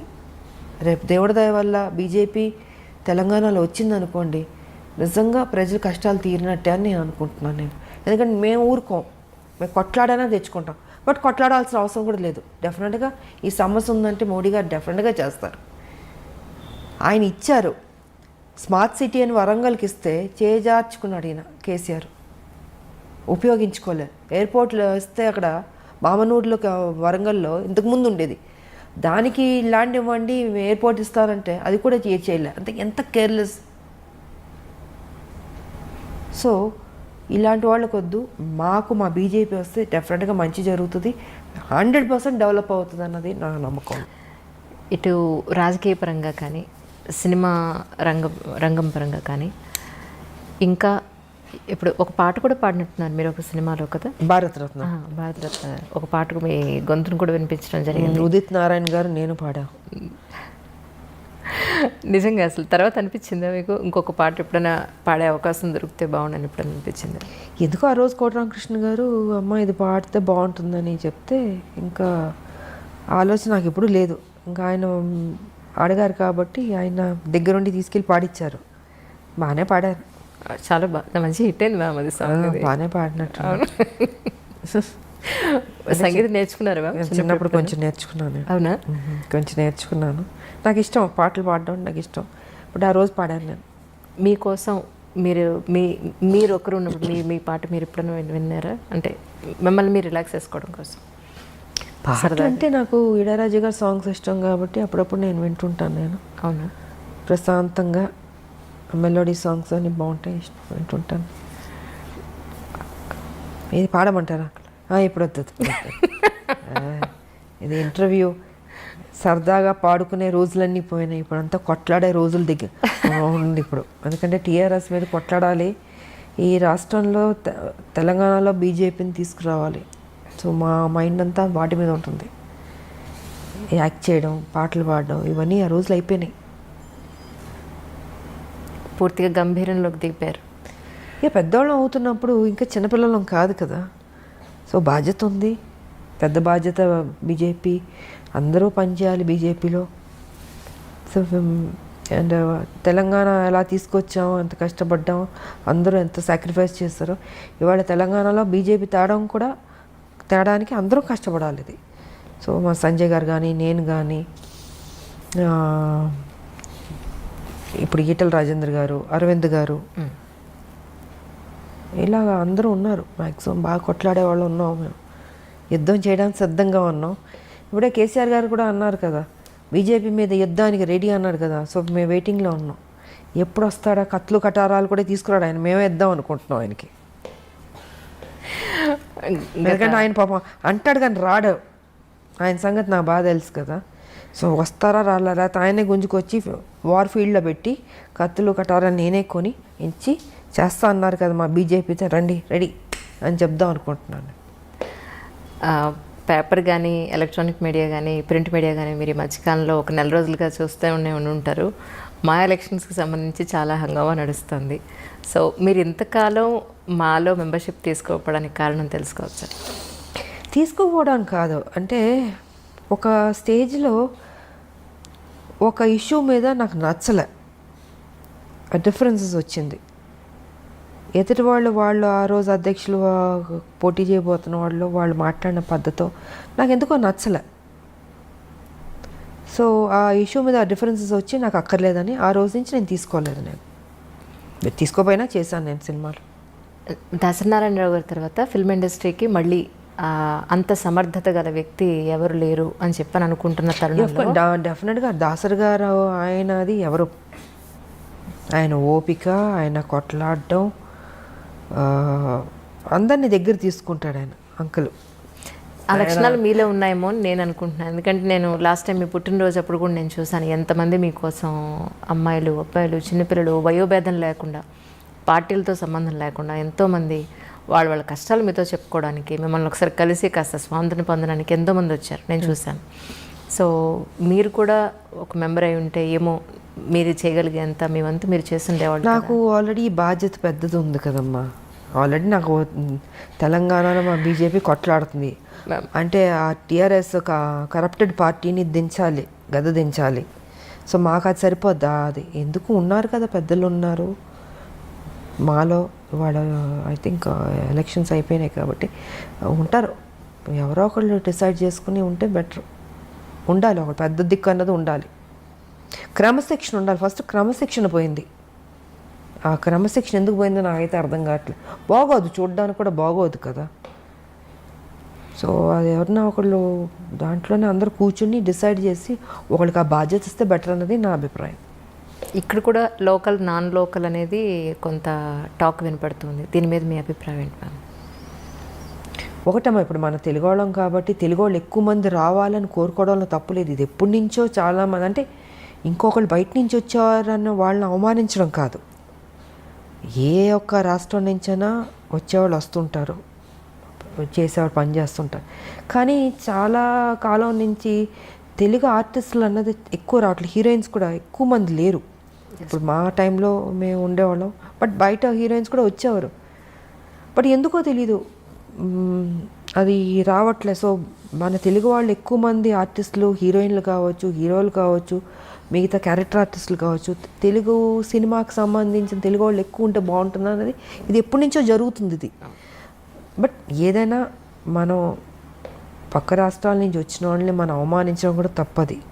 మనం తెలుగు వాళ్ళం, మనం గౌరవించేవాళ్ళం, ఆప్యాయతగా దగ్గర తీసుకునేవాళ్ళం, మర్యాద ఇచ్చేవాళ్ళం. సో కుటుంబంలా చూసేవాళ్ళం మనం. కాబట్టి మనం ఇంకొకళ్ళని విమర్శన చేయడం కూడా తప్పు. ఇప్పుడు మనం ఉన్నాం, మేము వేరే లాంగ్వేజ్కి వెళ్ళి పని చేయట్లేదు, అప్పుడు వాళ్ళు కూడా అనుకోవచ్చు కదా మన గురించి. సో ఆలోచన కరెక్ట్ కాదు అది. ఎవరి టాలెంట్ వాళ్ళది. తెలుగు వాళ్ళు ఎక్కువ మంది ఉంటే ఈ ప్రాబ్లం ఉండేది కాదు. లేరు కదా, లేకపోబట్టి పక్క రాష్ట్రాల నుంచి వాళ్ళని వెళ్ళి తీసుకుంటున్నారు. ఎవరేం చేయగలుగుతారు? ఇప్పుడు ఎవరన్నా ఎక్కువ మంది మేము నటిస్తామని ముందుకు వచ్చిన వాళ్ళు వద్దు అని ఎవరు అనలేదు కదా. ఆల్మోస్ట్ తగ్గిపోయింది. ఎందుకు మరి? కారణం భయమో లేకపోతే ఇంట్రెస్ట్ లేకపోవడం చాలామందికి, ఏమైనా కారణం కావచ్చు. బట్ మనం ఎవరిని ఇంకొకరిని హర్ట్ చేయొద్దు. మనం ఇట్స్ ఫిల్మ్ ఫీల్డ్ కాబట్టి ఏ ఆర్టిస్ట్లను ఎక్కడన్నా ఏ లాంగ్వేజ్లోగానే వెళ్ళి పని చేసుకోవచ్చు. సో అదే అనుకుంటాను. వేరే ఏదైనా ఉంటే దాని గురించి మాట్లాడితే బెటర్ అన్నది నా అభిప్రాయం. కానీ 80s, 90s మనం తీసుకుంటే, ఇప్పుడు మీ సంగతి తీసుకుంటే 10 ఏళ్ళు 15 ఏళ్ళు మీరు హీరోయిన్గా అలా స్టాండర్డ్గా నిలబడిపోయారు. దగ్గర 18 ఏళ్ళు, 28 years 40కి వచ్చేసాను. 40 అయిపోయింది. అలా మాకు అసలు కనిపించట్లేదు. 40 years కానీ ఇప్పుడు చూస్తే హీరోయిన్స్ హార్డ్లీ 4 years 5 years తర్వాత మళ్ళీ అవి అసలు మనకి అంత స్టాండర్డ్స్ ఎక్కడ మనకి కనిపించట్లేదనే చెప్పుకోవాలి. ఇప్పుడు శ్రీదేవి గారు కానీ మీరు కానీ కొంతమంది నేమ్స్ తీసుకుంటే అసలు అన్ని సంవత్సరాలు ఆ హీరోయిన్ అనే ఆ ఒక కిరీటాన్ని అన్ని సంవత్సరాల పాటు లాక్కుని రాగలిగారు. ఇప్పుడు ఎందుకు అలా జరగట్లేదంటే కారణం ఏమై ఉంటుందంటారు? కాలం మారిపోయింది, మైండ్ సెట్ మారింది. అప్పుడు సినిమాలు చూడగలుగుతున్నాం, అప్పుడు పాటలు బాగానే ఉండేవి. ఇప్పుడు పాటలు ప్యాటర్న్ మారిందంటే ఇప్పుడు జనరేషన్ అవి నచ్చుతుంటాయి, నచ్చచ్చు. సో ఇప్పుడు కథలు బాగానే ఉన్నాయి, ప్యాటర్న్ మారింది. హీరోయిన్లు అంటే ఏ 4 సినిమాలు 5 సినిమాలు వరకు చూస్తున్న తర్వాత ఇంకేదైనా వేరే హీరోయిన్ అయితే బాగుంటుంది అన్నది ఆలోచన వచ్చి ఉండొచ్చు. అప్పుడైతే కంటిన్యూస్గా మమ్మల్ని చూసేవారు. అవునండి. పాత్రలు అలా ఉండేది, సినిమాలు అలా హిట్ అయ్యేవి. గొప్ప గొప్ప డైరెక్టర్లు, మంచి బ్యానర్లు, నటిమణులు అందరూ గొప్పవాళ్ళు, ఎవరు తక్కువ కాదు. హీరోలు కావచ్చు, ఇప్పుడు ఎస్వి రంగారావు గారు, ఎంతమంది గొప్ప గొప్ప వాళ్ళు ఉండేవారు ఇండస్ట్రీలో. రామారావు గారు, నాగేశ్వరరావు గారు, సావిత్రి గారు, జమున గారు, శారద గారు, వాణిశ్రీ గారు, అంజలీదేవి గారు, భానుమతి గారు, కన్నాంబ గారు, సూర్యకాంతం గారు, ఎవరిని తక్కువ చేసి మాట్లాడదు. అందరూ గొప్పవాళ్ళు. నువ్వా నేనా పోటీ పడి చేసేవాళ్ళు. సో ఇప్పుడు ఏంటంటే ఆర్టిస్టులు సినిమాలు మారిపోయినాయి, సబ్జెక్టులు అంత హెవీ సబ్జెక్ట్స్ లేదు, లవ్ సబ్జెక్ట్స్ కానీ. సో ఇప్పుడు ట్రెండ్కి కరెక్ట్గా ఉండొచ్చేమో. అండ్ వాళ్ళకి ఓకే ఈ హీరోయిన్ చాలు నెక్స్ట్ అన్న ఫీలింగ్లో ఉన్నారు పబ్లిక్ కూడా. కొంతమంది పర్లే ఒక 6-7 years వరకు లాగుతున్నట్టున్నారు, 10 వరకు కూడా లాగినట్టు ఉన్నారేమో అనిపిస్తుంది ఇప్పుడు కొంతమంది. మరి మేబీ ఫ్యూచర్లో ఇంకా తగ్గిపోవచ్చు, ఇంకా ప్యాటర్న్ మారొచ్చేమో. So we don't know. Sarileru Neekevvaru సినిమాకి దగ్గర మీకు 13 ఏళ్ల తర్వాత మీరు ఆ సినిమా ఒప్పుకున్నారు. దానికి కారణం ఏమిటి? కమింగ్ ఫ్యూచర్లో ఎలాంటి ప్రాజెక్ట్స్ అయితే మీరు ఒప్పుకునే అవకాశం ఉంటుంది? ఆఫ్టర్ 13 years సరే అనిల్ రావుపూడి గారు, మహేష్ బాబు, ఆయన ఒక మంచి కాంబినేషన్, మంచి క్యారెక్టర్, డిగ్నిఫైడ్గా ఉంది, వచ్చింది. బట్ ఎప్పటి నుంచో అడుగుతున్నాను, నేను రిజెక్ట్ చేస్తూ వచ్చాను. అది బాగుండింది కాబట్టి ఆ రోజుకి యాక్సెప్ట్ చేసేసి అప్పుడు టైం దొరికింది చేశాను నేను. అండ్ పెద్ద సక్సెస్ అయింది. ఫ్యూచర్లో అంటారా, నాకు ఒకే ఒకటి ఉంది, ఏదో రొటీన్ సినిమాలు కాకుండా ఒక యాక్షన్ సినిమా చేద్దామని ఉంది నాకు. Such a great opportunity for the producers and all. ఒక్క యాక్షన్ సినిమా మళ్ళీ దన్ ఆడిచ్చేద్దాం అన్న ఫీలింగ్ ఉంది. బట్ కథ, పాత్ర కొత్తగా ఉండాలి. సంథింగ్ అలాంటిది ఏదైనా వస్తే మేబీ ఐ విల్ డూ. ఒకే ఒక యాక్షన్ ఫిలిం, ఓకే, పాత విజయశాంతి యాక్షన్ ఫిలిం లాగా ఒక్క సినిమా అలాంటిది ఉంటే. రొటీన్ అయితే వేస్ట్, నా పెద్ద చేయనని చెప్పేసాను నేను. సరే మళ్ళీ అందరూ చేయండి అంటే చేస్తే యాక్షన్ సినిమా ఒకటి చేద్దాం అన్నదే ఒకటి ఆలోచన ఉంది. కథ రావాలి, కథ దొరకాలి, అలా దొరికిందంటే చేస్తాను. ఒకటి ఇంకొకటి, అది కూడా టైం దొరుకుతుందని నాకు తెలియదు ఉంది. బట్ ఇప్పుడున్న ఈ బిజీ షెడ్యూల్స్, రాజకీయం, ఈ బై ఎలక్షన్స్, మాకు మళ్ళీ ఇంకేం పని అప్పచెప్తారో మా పార్టీ మాకు తెలియదు కదా. సో మరి అలాంటి బిజీ షెడ్యూల్లోనే ఉంటే మరి నేను చెప్పలేను. టైం దొరికితే చేయొచ్చు, అంతే. ఈ సందర్భంగా తెలంగాణ ప్రజలందరికీ కూడా మీరేం చెప్పదలుచుకున్నారు? నేను చెప్పదలుచుకుంది ఎప్పుడు ఒకటే చెప్తాను, ప్రజలకు నేను ఎప్పుడు మంచిగా చెప్తాను. ఈసారి మాత్రం బీజేపీని డెఫినెట్గా మీరు గెలిపించుకోండి, బీజేపీని నమ్ముకోండి. ఈ కష్టాలు చాలు. మనం ప్రజలు ఎలా అయిపోయారంటే వాళ్ళ అమాయకులు కాబట్టి టీఆర్ఎస్ ఓటు వేసేస్తారు నమ్మి. ఓటు వేసిన తర్వాత అయ్యో నాకు ఇది రాలేదు, అది రాలేదు, ఇది చేశారు, అది చేశారు, ఇవన్నీ ఎందుకు? మీ కేసీఆర్ ఆయన పార్టీ ఏం మోసం చేసిందో మీకు అందరికీ తెలుసు. సో తెలుసు కాబట్టి ఇంక ఓటు వేయకండి, వేసి బాధపడ్డం ఎందుకు? వేయకుండా తప్పించుకుని బీజేపీని గెలిపించుకుని ఈసారి బీజేపీని అధికారంలో తెచ్చుకోండి. ఇవాళ చూడండి, వర్షం వస్తే మొత్తం ఒక సముద్రంలా ఉంది. హైదరాబాద్ మొత్తం సముద్రంలా ఉంది, బోట్లు వేసుకెళ్ళచ్చు మనం. అదే చెప్తున్నాను, రోడ్లు బాగాలే, డ్రైనేజ్ సిస్టమ్ బాగాలేదు, మొత్తం చెరువులు కబ్జా అయిపోయింది. వాటర్ ఎక్కడికి వెళ్తుంది? మీరు వరంగల్ తీసుకున్నా, ఏ జిల్లా తీసుకున్నా ఇదే పరిస్థితి. ఇంతకుముందు నేను ఎప్పుడు చూడలే హైదరాబాద్ ఇలాగా, ఇంత దారుణమైన పరిస్థితి నేను చూడలే. హారబుల్గా ఉంది. అక్కడ నివసిస్తున్న ప్రజలు కూడా భయపడి వణికిపోతున్నారు. వర్షం రాకుండా ఉంటే చాలు దేవుడా అని ఫీల్ అవుతున్నారు. వచ్చిందని మునిగిపోతున్నాయి ఇళ్ళు. మ్యాన్ హోల్స్లో వెళ్ళిపోతున్నాను. మ్యాన్ హోల్స్లో ఎందుకు ఆ సేఫ్టీ తీసుకోవట్లేదు? వర్షాకాలం అని తెలీదా? ఎందుకు తీసుకోవట్లేదు? కేర్లెస్గా ఎందుకు ఉంటున్నారు? చనిపోతున్నారు. బాడీ ఎక్కడికి వెళ్తుంది, ఎప్పుడు దొరుకుతుందో తెలియదు. సో ఇవన్నీ చాలా ఉన్నాయమ్మా, మాట్లాడాలంటే అది పెద్ద సబ్జెక్టు. నేను ఒకటే చెప్తాను ప్రజల్ని, తెలంగాణ ప్రజల్ని, దయచేసి ఇంకా ఈ రాక్షస పరిపాలన మాత్రం మర్చిపోండి టీఆర్ఎస్ని. ఇంకా టీఆర్ఎస్, కాంగ్రెస్, ఎంఐఎం వీళ్ళందరూ ఒకటి. ఇంకెవరన్నా వచ్చినా కూడా ఆయన తీసుకుంటాడు. ఈ డ్రామాలో ఒక డ్రామా ఉంటుంది.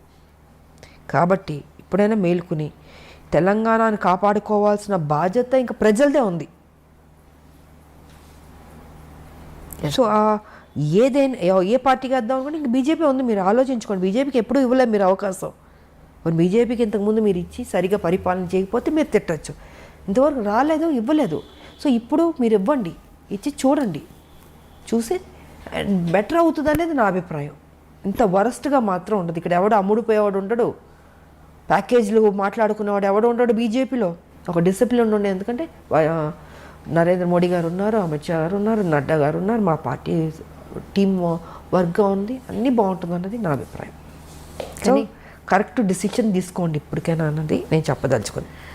ఈరోజు మీకు ఇంత గుర్తింపు వచ్చిన, రాజకీయాల్లో ఇంత మంచి పొజిషన్లో ఉన్న, మీ పర్సనల్ లైఫ్లో ఇంత గొప్ప స్థాయిలో ఉన్న ఒక లేడీ అమితాబ్గా ఎదిగిన, దీని అంతటికీ కారణం ఎవరు? మీకు రుణపడి ఉన్నారు, సో వాళ్ళకి నేను ఈ సందర్భంగా కృతజ్ఞతలు తెలుపుకోవాలి అంటే ఎవరికి చెప్తారు? దేవుడు, ప్రజలు, అంతే కదా. ఇందాక మీరు అన్నారు ఇంటర్వ్యూలో, ఇంత మంచి మంచి సినిమాలు పడిందంటే ఎంత గొప్ప విషయం, అసలు రేర్ కదా. మరి ఎవరిచ్చారు అది? దేవుడు. ఇవాళ తెలంగాణకి నన్ను తీసుకొచ్చింది దేవుడు, నన్ను నడిపించింది దేవుడు, పార్లమెంట్లో కొట్లాడేట శక్తి ఇచ్చింది దేవుడు, నాకు సపోర్ట్ చేసింది ప్రజలు, సినిమాలో కానీ పాలిటిక్స్లో కానీ. సో నేను దేవుడికి ప్రజలకి థ్యాంక్స్ చెప్పుకోదలుచుకున్నాను. నిజంగా ma'am, such a great journey. Actually మీరు ప్రత్యక్ష రాజకీయాల్లో ఎప్పట్లాగానే ఇంకా యాక్టివ్గా ముందుకు వచ్చి ప్రజల సమస్యలు మీ వరకు ఇంకా యాక్టివ్ అంటే మనం ఏదో ఇప్పుడు యుద్ధాలు చేసుకుని యాక్టివ్గా ఉండదు, ఆటోమేటిక్గా వచ్చిన, ఎందుకంటే ఇది ఉద్యమం కాదు కాబట్టి మనం చేయాల్సిన డ్యూటీ మనం చేస్తూ పార్టీని స్ట్రెంగ్తన్ చేసుకుంటూ, పార్టీ ఏ బాధ్యత ఇచ్చినా దానికి కరెక్ట్గా మన పబ్లిక్లోకి తీసుకెళ్ళి సక్సెస్ అవుతుంది. It be very wonderful job అవుతుంది, నో డౌట్ అందులో. ఎందుకంటే యాజ్ ఎ ఉమెన్ మీ దగ్గరికి ఎవరు సమస్యతో వచ్చినా ఆ సమస్యను క్లియర్ చేస్తారని పర్సనల్గా చాలామంది చెప్పిన వాళ్ళు ఉన్నారు.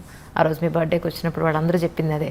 సో మీలాంటి వాళ్ళే రాజకీయాల్లోకి వస్తే ఇంకా బాగుంటుంది అనేది మా యాజ్ ఎ ఉమెన్గా నా స్వార్థం కూడా ఉంది నిజంగా. నేనంటే సేవ చేయడమే తప్ప నాకు ఇంకేం ఉండదు నా మైండ్లో. నిజం, 24 hours ఇంకా అదే ఉంటుంది నాకు. ఎంత తక్కువ టైం, ఒక 2 hours పడుకుని పని చేయమన్నా చేస్తాను, నేను 24 hours పని చేయమన్నా చేస్తాను. ఎస్, నువ్వు అదే అంటారు, నువ్వు పని రాక్షసు అంటారు నన్ను. నా పని చేయడం ఇష్టం కాబట్టి, నన్ను ఖాళీగా కూర్చోబెట్టి నాకు నచ్చదు. పని ఇవ్వండి, చేస్తూ ఉంటాను. పని ఇవ్వకపోతే వాళ్ళ తప్పు. ఎస్, పని ఇస్తే నా స్థాయి ఎంతవరకు నేను పని చేయాలో అంతవరకు నేను పని చేస్తాను, అంతే. ఎస్, మీరు నా ప్రజలు బాగుంటే ఇంకా అంతకంటే నాకు కావాల్సిన ఏమీ లేదు. నిజం. మీ చేతిలోకి తొందరలో అధికార పార్టీ అనండి, తెలంగాణలో మీ చేతికి అధికార పగ్గాలు రావాలని చెప్పి మనస్ఫూర్తిగా యాజ్ ఎ విమెన్గా కోరుకుంటున్నాను. మా బీజేపీకి అధికారం వస్తే డెఫినెట్గా మంచి చేస్తుంది. Thank you ma'am.